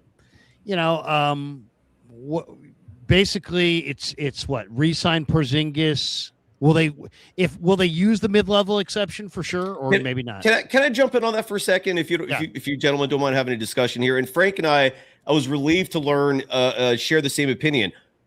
Why are you bringing Porzingis back? Like, why is this a thing? I keep seeing it floated And there was one report saying, I can't remember if it was Jake Fisher who reported this, but somebody said that they're making progress in talks. Unless that contract is for like a veteran minimum, or maybe the biannual exception, which gives the Warriors $5 to $6 million to spend. That's in addition to the mid-level, which is good for 15, 16 million. Those amounts are not finalized yet. But this is a team that's old. This is a team that even Steve Kerr has acknowledged needs to take another look at their approach to back-to-backs, meaning guys like Stephen Curry, Draymond Green, Al Horford. Do not expect them to play in back-to-backs this year. If Jimmy Butler is still on the team, don't expect him to play in back-to-backs this year. Kristaps Porzingis, a.k.a. Tingus Pingus, he is not a durable player. He's shown that. And you want to add a big stiff who's not available for back-to-backs, who's likely going to miss half the season, who cannot defend other bigs efficiently, who's not that great out of the post? I don't get it. Your thoughts? Well, I mean, he's a stretch big, and I thought he played pretty well. I was actually kind of encouraged by the way he played with the Warriors. Now, physically, we were kind of told that he was going through some things, and there was some belief that maybe he'll be healthier going forward. He's not a particularly old player. He really isn't. I mean, there's no real reason he should be breaking down physically. I thought he played pretty well. I mean, he gives them a scorer. He's definitely, when you have a 7'3" guy that can shoot the ball, that really spreads the floor so much more than I even thought. And I kind of like the fit. I kind of like a proven scorer. I kind of like a guy who can stretch the floor. I mean, Dunleavy said it at the end of the year or a couple weeks ago. He's like, hey, man, we need everything. We need literally everything. We need penetrators. We need wings. We need bigs. I mean, stretch bigs. I kind of was hoping they would go for, the Spanish big man with the 11th pick. I'm happy with Lendeborg. I think Lendeborg is a little bit more of a dice roll. Some people look at Mara as more of a dice roll, but I think Mara is a really skilled guy. I think Lendeborg is. I like Lendeborg when I know how little he's played, because then his improvement curve to me comes into focus, and then that's exciting because he is improving quite a bit. He's quite a bit better than he was at the JUCO level. He's quite a bit better than he was this year. He was quite a bit better than he was at UAB. So and the numbers really show improvement. So I like that. I like a guy who hasn't played very much, who also has tremendous feel. But I'm just looking at this going, what's next for Golden State? How are they going to, we talked about it this morning. Would you rather compliment Steph or try to replace Steph? We both agreed that it was probably smarter to try to compliment Steph. So this move definitely is more in that line as opposed to drafting a point guard and taking the ball out of Steph's hands potentially.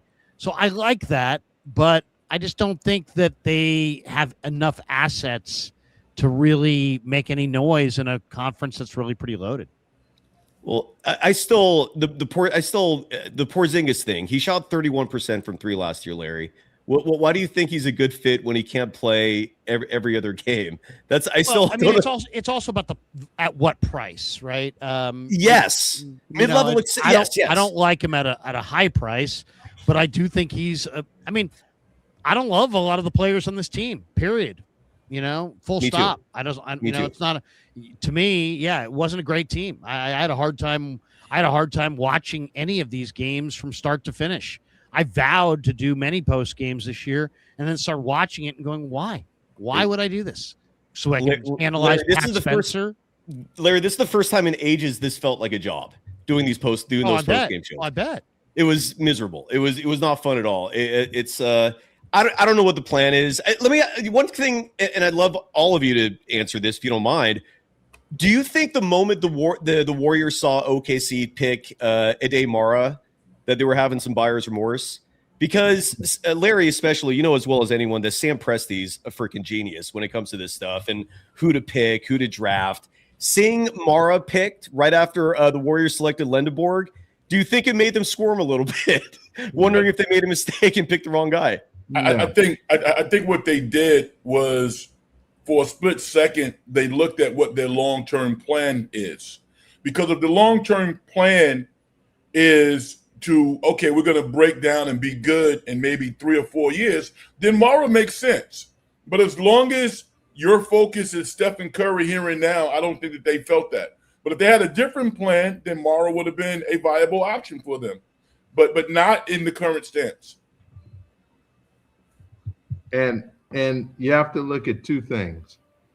If you're Sam Presti, without Jalen Williams, you've got a flawed lineup going against your biggest competitor. And we know playoff series, not talking about regular season wins, playoff series matchups, OKC needs that second creator as a wing to complement Shea. Without him, they look like a team that plays hard, plays together, loves each other, but cannot get beyond San Antonio. They took Mara so that they can hope they have somebody who they hope can match up with the alien, because they know Chet cannot. Chet has like kryptonite on him playing against the guy. So I think they took him because they'd at least want to have him on the roster, because the other Jalen Williams isn't a good matchup for him. He's big, strong. He can space him, but he can't defend him and keep him away from the 10. They're hoping somebody like Mara could give them 8 to 10 minutes in a playoff series against Wembanyama, because it's not like they're looking at saying, hey, we're going to stick him in the starting lineup. Good take. Let's take 1 second before we continue and tell you that the Krug Show, of course, brought to you by Pig and a Pickle, the best barbecue in all of Northern California. Check them out. They're open 7 days a week from 11 a.m. till 8 p.m., soon to open in Petaluma. But we're also brought to you. Yeah, that's near me. That's right. Soon to open in Petaluma. Where in Petaluma? Do you know the exact location? Yeah, downtown Petaluma. I do know the exact location. I know the address, but yeah, downtown Petaluma. Do Krug Show guest members and audience members get a discount? Absolutely. Oh, shit. You've blown my mind. But let's jump into our Prize Picks lineup for today. Prize Picks is America's #1 sports picks app, and the reason I like it, it's simple. You're just picking more or less on player stats or game outcomes. You build your lineup, and you're in. No complicated stuff. Just what you think is going to happen in the game. Use code HMA. Play $5 and get $50 in lineups instantly. The link is in the description.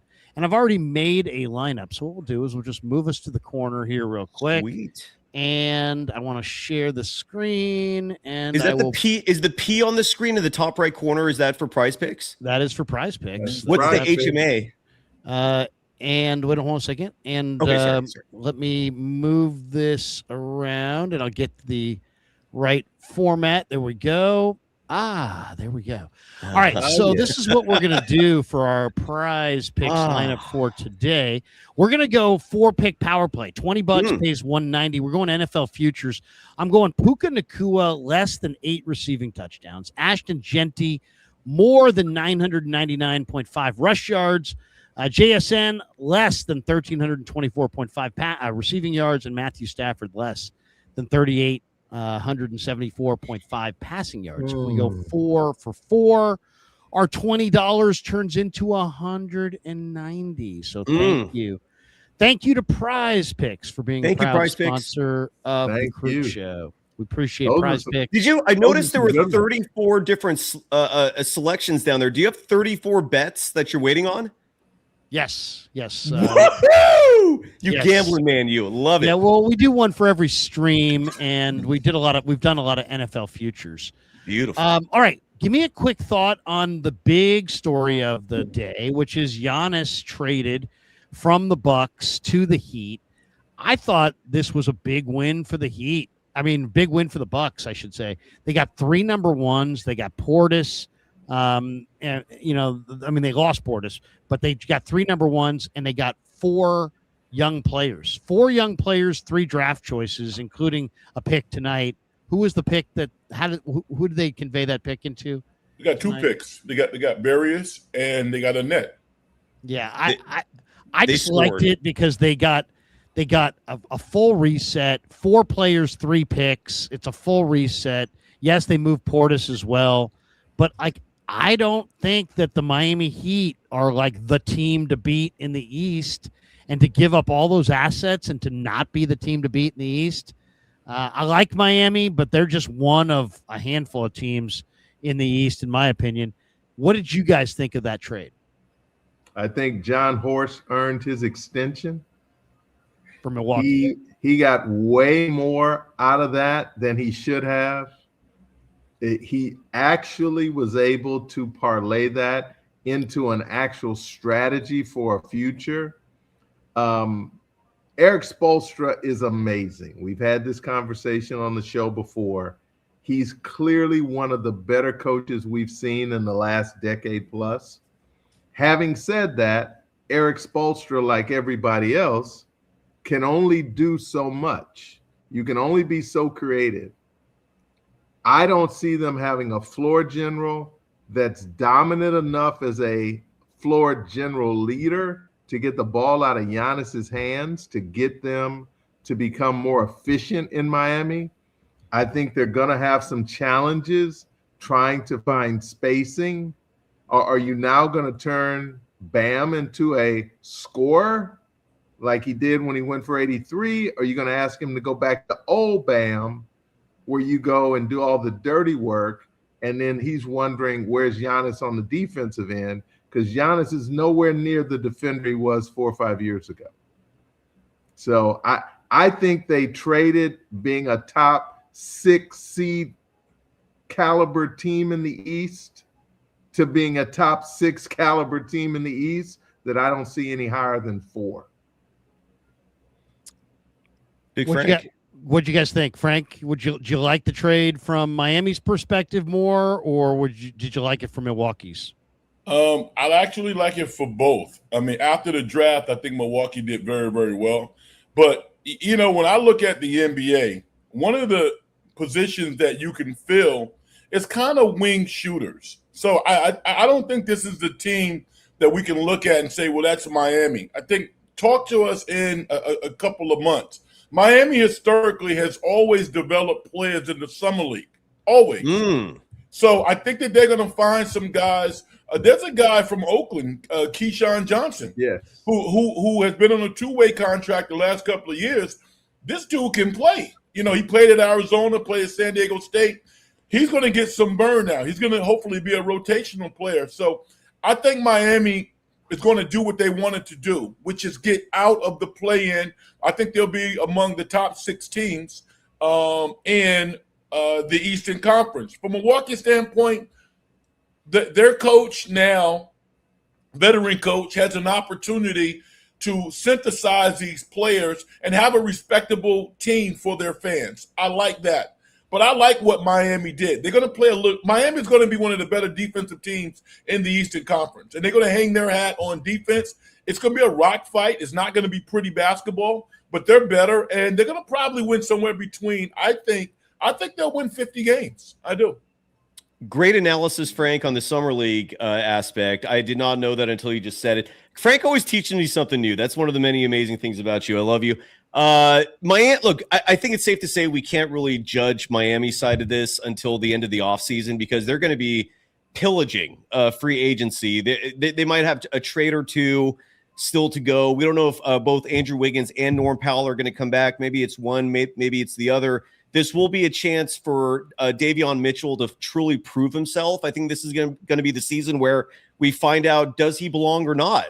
He was a number, I think, 8 pick in a very deep draft back in 2021, national champion in college, had a tremendous nickname. What was it, like Lockdown or Off Night? I think Off Night. Off Night. It's just, but he hasn't really lived up to that. He was underwhelming at Sacramento, didn't really make a name for himself in Toronto. So he's surrounded by talent now, like a shitload of it. And I think this is his shot to see if, he belongs in the NBA as a full-time starter. I still can't believe Bam Adebayo dropped 83 points. I still can't believe that's a thing. Like, that is such a weird, asterisk in NBA lore. Like, of all people, Bam Adebayo or 82 or whatever you got, that's crazy. With that said, that is a hell of a front court. The East, I know they won the championship. It's still a thin-ass conference to me. It doesn't compare to the West. So Miami will make the postseason. I need to see what else they do. They don't have shooting right now. That's a massive concern on their part. They're not going to go far with bully ball. They can make some noise, but I don't think they're going to go far with that strategy. On the flip side, Milwaukee, dude, they won. Like Yeah, they got came Ware. out of this. They got some nice players. Chef's kiss. And I wouldn't say that. I had no opinion really on that until after the draft today. Getting both a Burris and a Ment, that's huge. Like they've got already a core there, and they're probably going to trade Tyler Hero to the Pistons, which side note is a borderline perfect fit there. That's almost exactly what Detroit needs. And who knows what they get back in that trade or whatever the deal is that they do. But I think Milwaukee came out of this looking fantastic.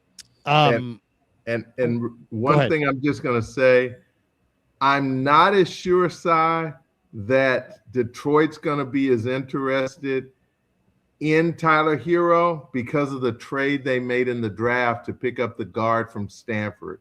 They're really looking at a guy that can give them instant offense, but they're not trying to go to a Tyler Hero-centric style of you go do your thing. That's not how they play. They're going to always play through K. They'd rather have a guy like Tim Hardaway Jr., who's a spot-up shooter that doesn't need the ball very much, whereas Tyler does. The thing that fears me, and I think, Reg, you mentioned it, one of those two guys, or it might have been you, Cy, one of those two guys is gone, either Wiggins or Norman Powell. Norman Powell is not going to want to stay. When I was an all-star here, probably maybe shouldn't have been, but let's just say he finally got it. He wants a stinking payday. He's not a young guy. Yeah, so he's not going to want to be a third, maybe a fourth banana offensive option. Whereas Wiggins is happy to be a third or fourth option because he's going to average 16 points, 17 points regardless. Norman Powell wants shots. And when Giannis shows up, you're a floor spacer. And he's not going to want to do that because he knows he can't get cashed out. And they're not going to go above the second apron. I think this is really a Pat Riley, hey, this is what I do. I go get stars. I bring them to Miami. And I think in the long run, this is going to be a pretty flat trade for them, and it's going to be an upgrade for Milwaukee. I mean, just to think about this, though. Watch Jordan Clarkson find his way to Miami. Jordan Clarkson was the 9th or 10th man on the Knicks, barely played. The guy can still play. He's already a champion now. So my point is, there's so many players out there. We could probably rattle off about 10 guys who can play who barely get any run. So I think Miami's going to find a way to craft together a roster to complement what I think will be one of the best front courts. Norman Powell's gone, but Wiggs is going to re-sign, I believe. I think they're going to be pretty good. Let's do three things before we get out here. We got the call from Dunleavy to Lindenberg. Let's hear how this went. Here's Mike Dunleavy calling Lendeborg. Hello? Yax. What's up, man? Hey, man. Congrats. Welcome. Thank you for picking me. I really appreciate this. Thank you so much. No, thank you. We're excited to get you, man. We're excited. Hope you're enjoying your time, your night there, and I know it's a big thrill to have your name called. Absolutely, man. I'm excited to get there. Again, thank you. Honestly, this really means the world to me. There you go. All right, couple last thoughts before we call this. One, give me your biggest winner move, biggest loser move tonight. And what stood out to you guys? Is there one move that you loved? Was there one move that you didn't love? Give me a winner or a loser from tonight. I don't know if it's a winner or a loser, but I will say this. When I saw the clip of Dunleavy Jr. and Joe Lacob having whatever that was, whether it was an argument or just a moment of frustration, my inside voice kept going, fire him, do it, Joe, fire him, get his ass out of here. Yeah, that's it. Yeah, but maybe like a positive thought from that situation. The biggest positive to me is Darius Acuff Jr. to Sacramento. Yes. The one I'm not so sure about is Abuka Okori, the small guard from Stanford. With the Memphis, I believe. Yeah, right? yeah. I don't particularly like that organization for him. He's kind of smallish. He's going to Detroit. Okay.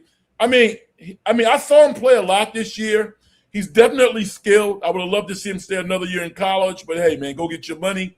I'm not in love with that pick because he's pretty much a scorer. He's not really a point guard. So hopefully he'll prove me wrong. I'll tell you the team that I thought I loved. I mean, OKC getting a Daimara who's, now they can match up better with Wemby. This guy is a rim protector. He's a shot blocker. He's a passer. I mean, he's an elite passer. He's got a deep range. His shot is getting better. I think he's going to be really good. And then to turn around and get Bennett Sturts. We haven't talked about Sturts, but Sturts is a phenomenal shooter. He's a little limited. I don't know, by the way, if you saw the intros at the beginning of the draft, they're like high IQ player. I love Why? Why is he a high IQ player? I mean, it's unbelievable. This guy is an unbelievable shooter, though, and he's got limitless range, but he doesn't have great length. He's only about 6'4". I think he's going to have a hard time getting that shot off, but he definitely can shoot the rock. And I love the skill of Sturts and the skill of Mara being added to a team that we know is a title contender.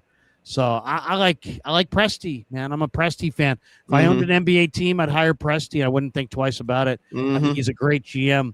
So I like OKC and what they did. I also like what Sacramento did. I thought, Acuff made sense. Getting Caravan at the end of the first is a nice rotation player as well.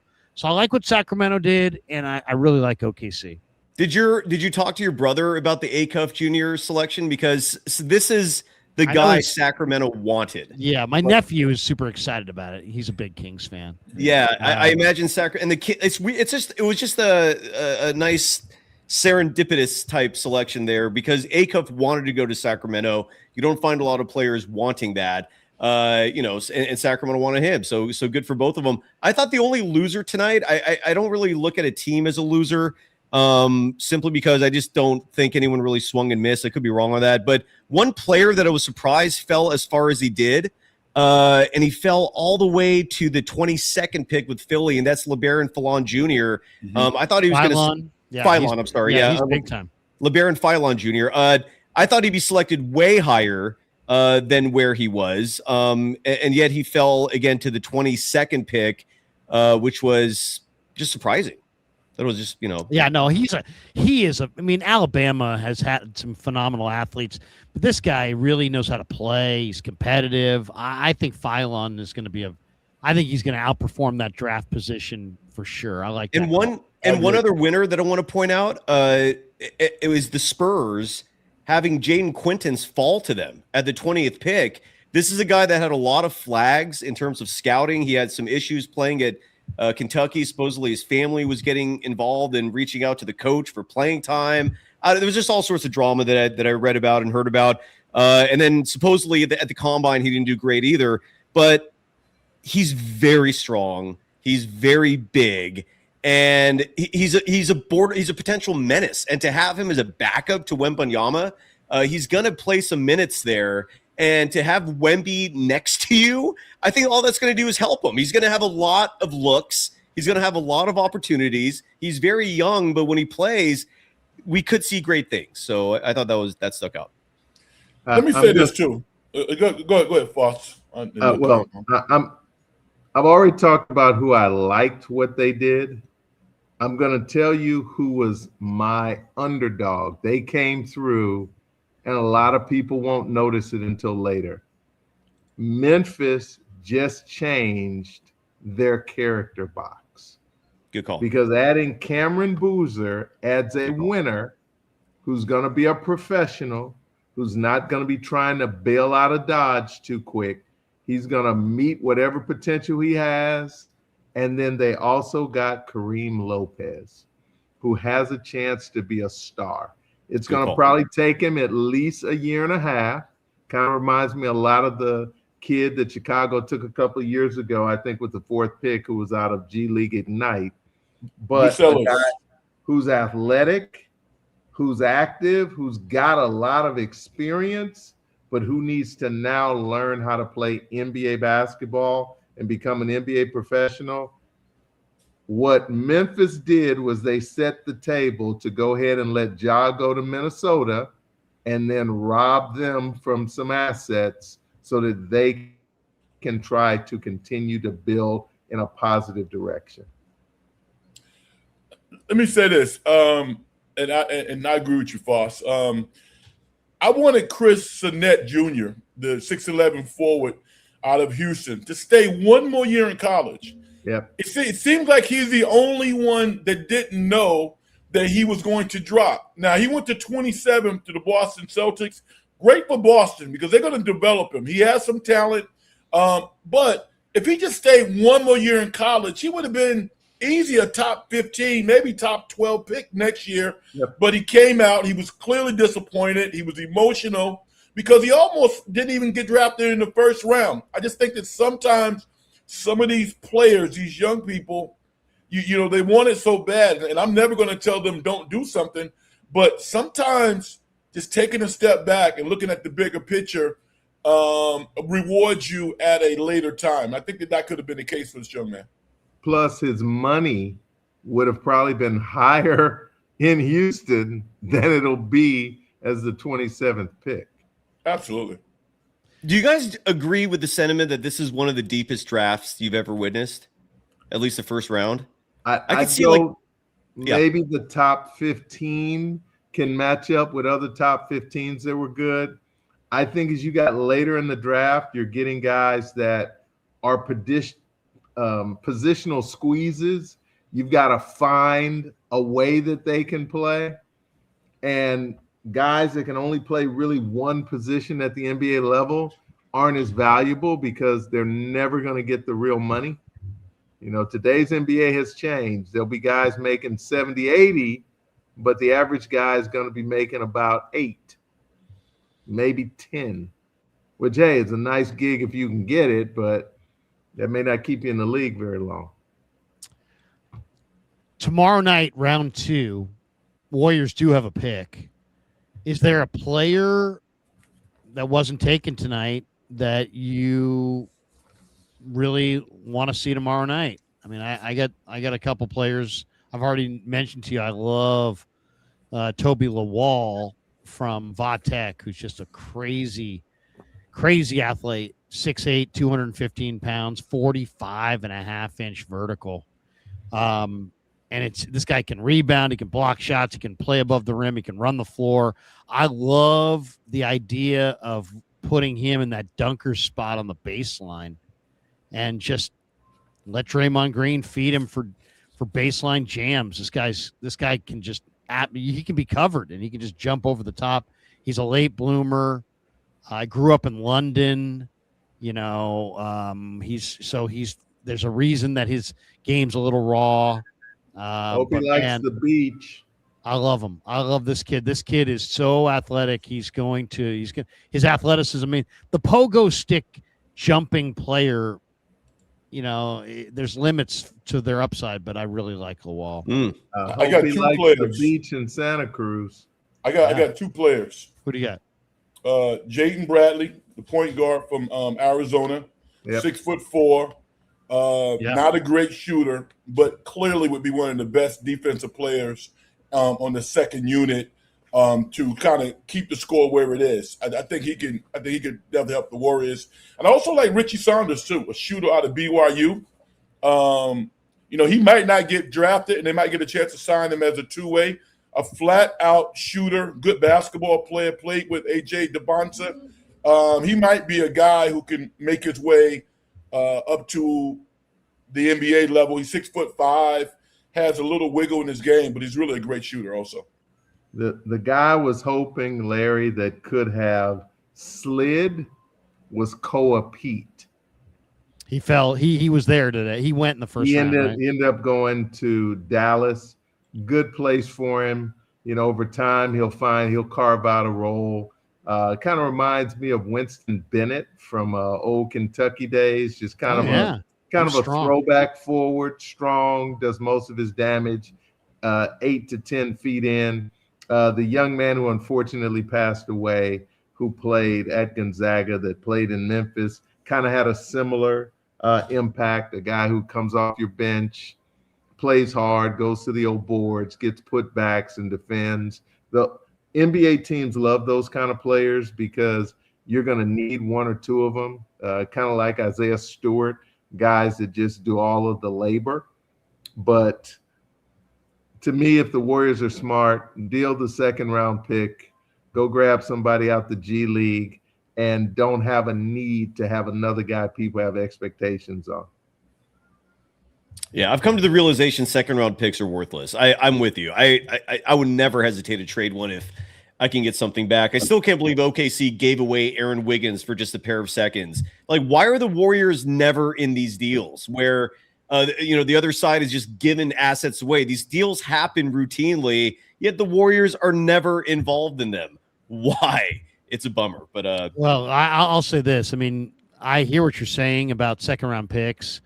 It's a stab, but we just watched the freaking Knicks win with a guy that was picked 33rd. Good point. The Warriors don't win any of their rings without a guy picked 35. Good point. The best player in the game might be a guy picked in the second round in Denver. So I hear what you're saying, but I'll tell you, let me show you one guy that I love for tomorrow night. And I got to show this guy because it's like if I just said his name, it wouldn't do him justice. Talking about Frank Red? Here we go. No, this guy's name's Felix Okpara. Oh, yeah, I love Felix. This guy 9'4" standing reach. Yep. Versatile, lob threat, rebounder, shot blocker. Look at the length on this guy. Mm-hmm. He's actually an impressive specimen.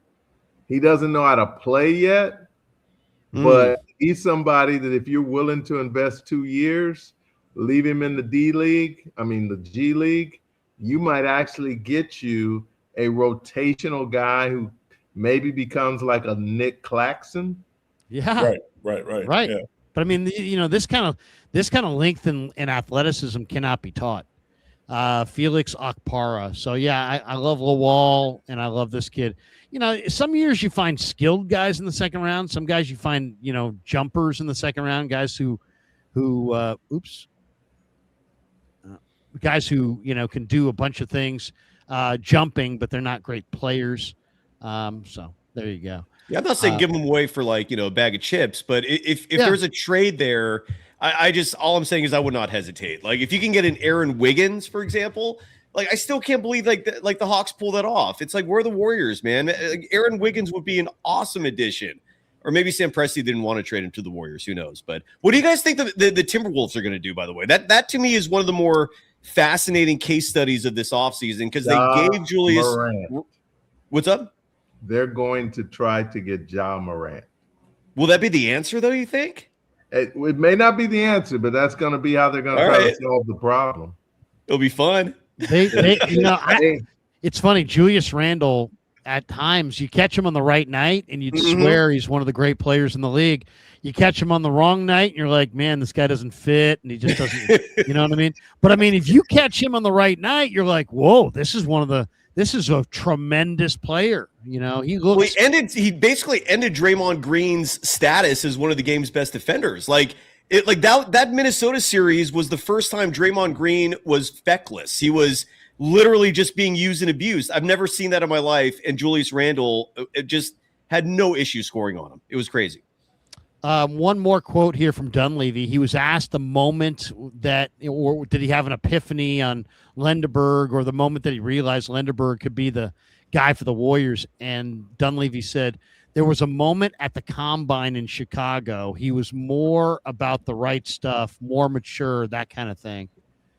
The non-basketball traits matter. You know what I mean? It's like, these are people. And some people work hard, some people don't. Some people are competitive as hell, some people aren't. You got to kind of know what kind of people you're drafting. And he wasn't healthy at the combine.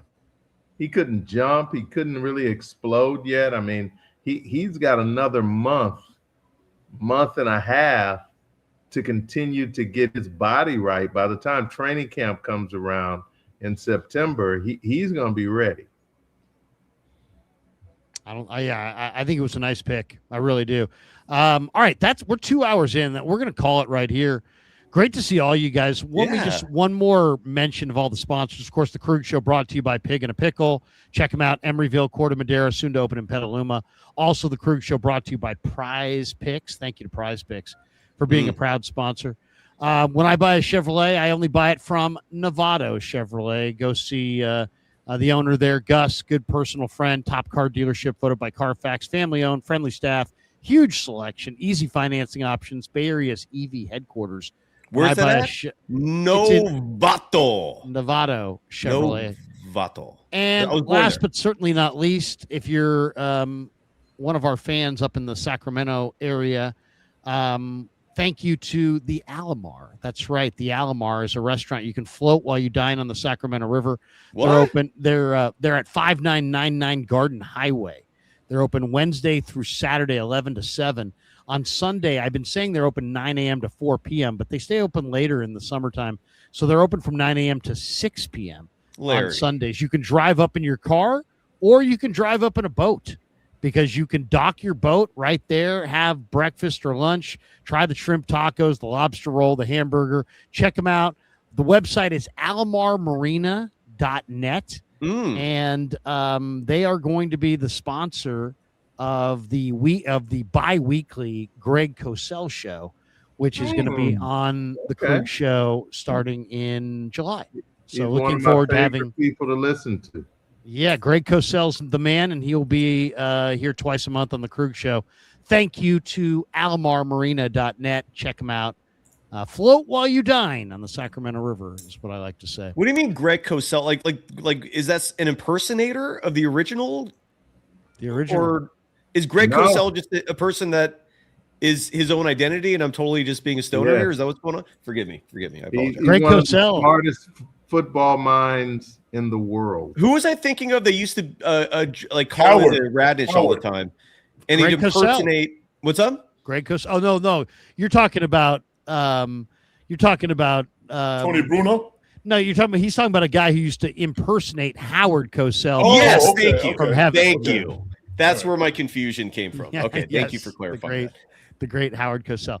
All right, let's go around the room. Final thoughts, and then we'll bolt for the door. One, I just wanted to say, when I doing a stream like this tonight, it just reminds me how much I missed talking ball with you guys this year. We didn't get a Warrior playoff run. We didn't get an exciting year. I'd like to do more Warrior stuff in the year ahead, and would love to have you guys back and talking ball on a regular basis. And of course, Frank jumps in on the post game during the football season, and we always love that as well. But we love talking ball with you guys, and it was great to kind of rekindle this tonight. I guess my final thought is just, you know what? In the NBA draft, you can hit it. You can kind of hit neutral, where you just get like kind of an okay player, or you can have a bust. And to me, if you look at it, there's a lot of busts. There's a lot of guys that are just okay or bust. I think Lendeborg was on my list. I only liked about 10 players in this draft, but he was one of them. And I'm really excited about his upside and his potential. And I think they got a good one. And I'd love to see them get another long, athletic, bigger player. Because I think they were too small. I think we've been talking about that for a long time. Do they need a point guard? Sure, down the road. Do they need wings? Yeah, they need them. But you know what? They're so freaking small, and they need some guys in the front court. And I think they got one tonight. Maybe they'll get one or two tomorrow. So I like the move. I thought great draft for Sacramento as well. Very encouraged by what the Kings did. I think it was a win-win for the NorCal teams. That's my final thought. Sai, you got a final thought? I want to tell people it says a lot when you're endorsing someone like that. Like, you've always been a very strong scout, regardless of the sport, and you've never hesitated to be real about these prospects.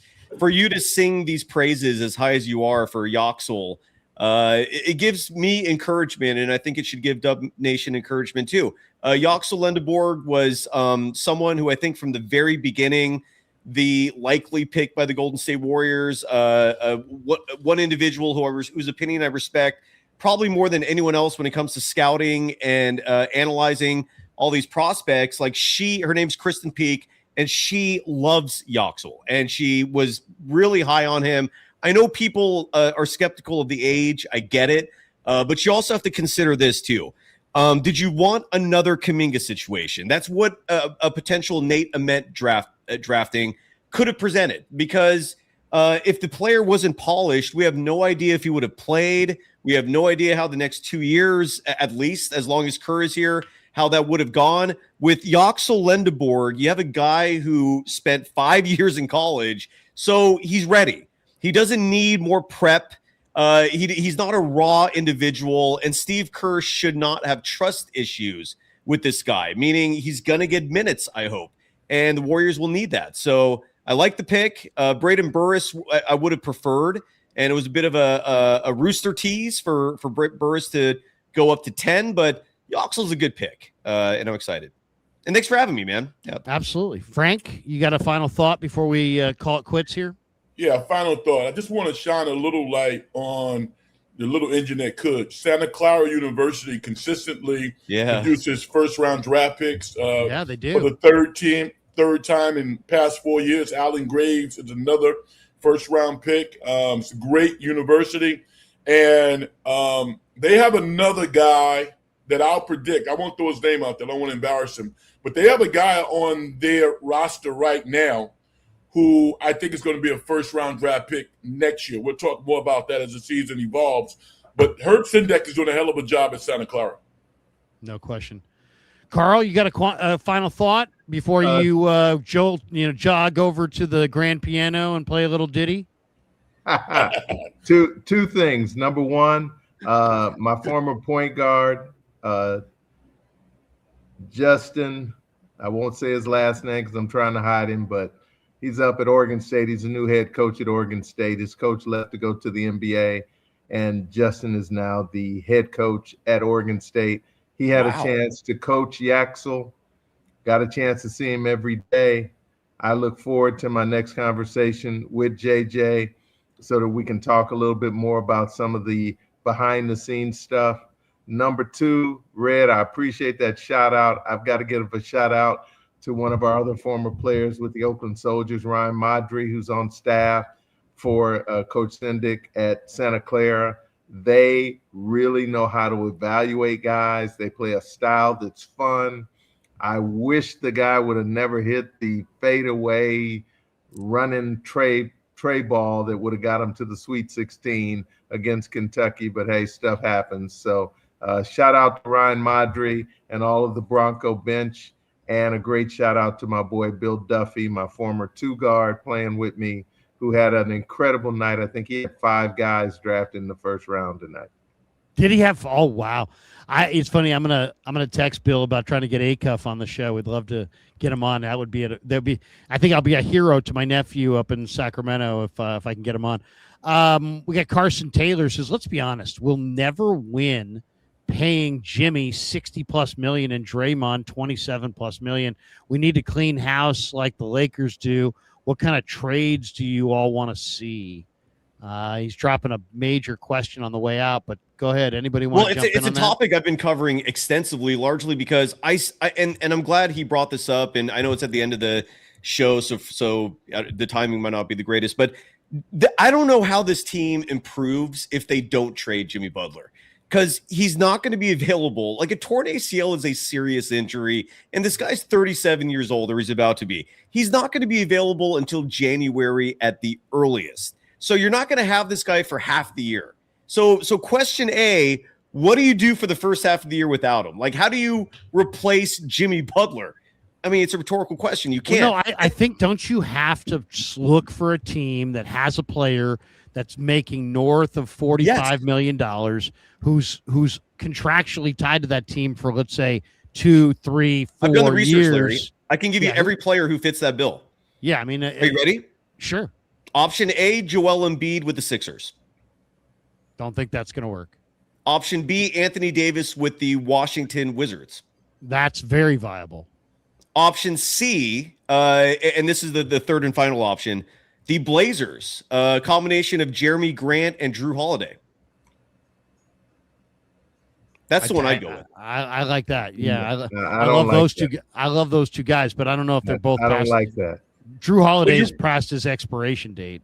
But at least he gives you a point guard, and at least he can play, right? And then Jeremy Grant's a wing. I just look, you're not going to find a perfect scenario to trade Jimmy Butler because you're right, Larry. The only way you're going to move him is for a worse contract.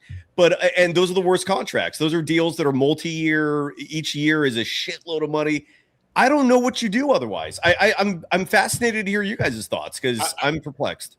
I mean, they are emotionally tied to Jimmy Butler in some ways. They clearly like him, and that matters. And also, if he comes back and he plays the rest of the season, then you got $50 million off your books. I want that flexibility myself because again, I think that this team, as they're constituted, they can still be beyond respectability. I honestly believe that. So I think that they don't have to go down to the bottom like a lot of these other bum franchises. I think that they will take a step back, kind of regroup, and then hopefully ascend by making great moves like I think they made tonight by getting Yaxel. So I don't want them to go down to the bottom completely. Those options that you mentioned, I don't know about. I mean, let me throw a couple more names. Go ahead. I don't know that this advances anything, but what do you think of some kind of a deal involving Zach LaVine? He makes $48.9 million. You might be able to put together another. Here's the problem with that, Larry. His deal is also it's expiring. Yeah. So he doesn't. There's not a lot of years there. If you're looking for somebody with some years that might fit, Paul George is another one. I see that from Douglas Mike in the chat. How about? I was going to say De'Aaron Fox. De'Aaron Fox goes 51, 55, 59, 63. You're not touching that. God damn, that's a lot of money. How about going to New Jersey? I'm going to cry, Larry. I'm going to cry. I should have practiced free throws after basketball practice. Damn it. Go to New Jersey and you can go get Julius Randle.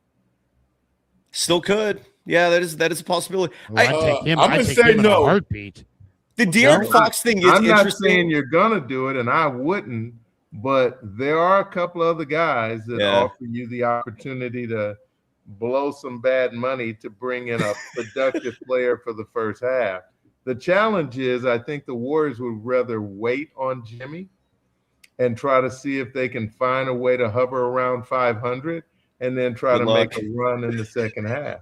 Exactly. What about Zion as part of a deal with New Orleans? I would love Zion. I would love that too.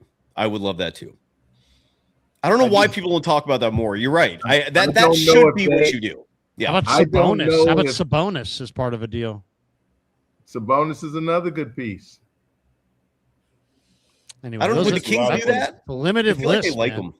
Jaren Jackson seems like he'd be a good name, but they just got him. 49, 50, 52, 53. He's not going anywhere, but he would have been great. That's a lot of cake, man. Utah's going to be good this year, by the way, just in case people are wondering. The Jazz are ready. They're going to make some noise this year, I think. Guys, that's going to do it for us. Thanks to all of you guys. These guys didn't say bye. I'm sorry. I just don't want to, step on you guys. No. Let me just say this. Let's promote what everybody's got going on. In the Dungeon, Frank, tell people when you go live next on In the Dungeon, on the In the Dungeon show. Definitely on Sunday nights. The audience is incredible. The content's strong. We need subscribers. In the Dungeon show, one word, on YouTube. Follow me, like this program, at Big Frank Red on X. That's where you can find me. And gentlemen, I love this, man. Thank you. Thank you for the opportunity. I appreciate it.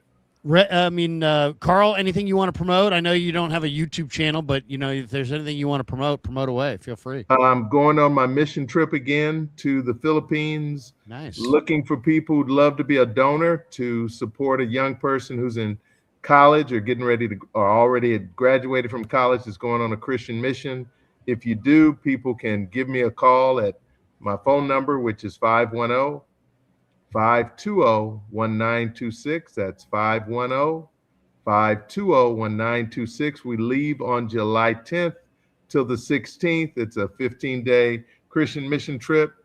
Our team plays 8 games and does 8 clinics for kids and gives us an opportunity to go share the love of God while we are on the mission field serving. Outstanding. Cy, tell people if they, if they haven't already found your channel, tell them when you go live next, and tell them where they can find your channel and your content. Golden Days is the name of the program. We're pretty much daily. As the great Chardol says, days spelled like the movie Dazed and Confused. And also wanted to bring up a movie just because we have so many folks familiar with Oakland here. And I was fascinated to know, Carl especially, have you seen the movie Freaky Tales? Larry, have you seen that movie? No, but I do. I love I've seen it. I love the Too Short Freaky Tales. Yes, well, that's what it's named after. And the whole movie, it's a fictional movie, very Quentin Tarantino style, and it's set in Oakland in the mid-'80s, and the protagonist is Sleepy Floyd. And I wasn't sure if you guys had seen that film, but and the title of the film is based on the Too Short song. It's awesome. Just I had read about it, but I haven't seen it, so now you just made me want to go look it up. HBO. It's on HBO. I believe my favorite line from that is, "I knew a freak. Her name was Joan." All right. Anyway, I'll leave it on that note. Anyway, that's going to do it for us. Thanks to Frank. Thanks to Carl. Thanks to Cy. Thanks to Larry. all Thanks of you. for doing this, man. Thank you. Absolutely. We'll do it again. Peace. Never met a man I've been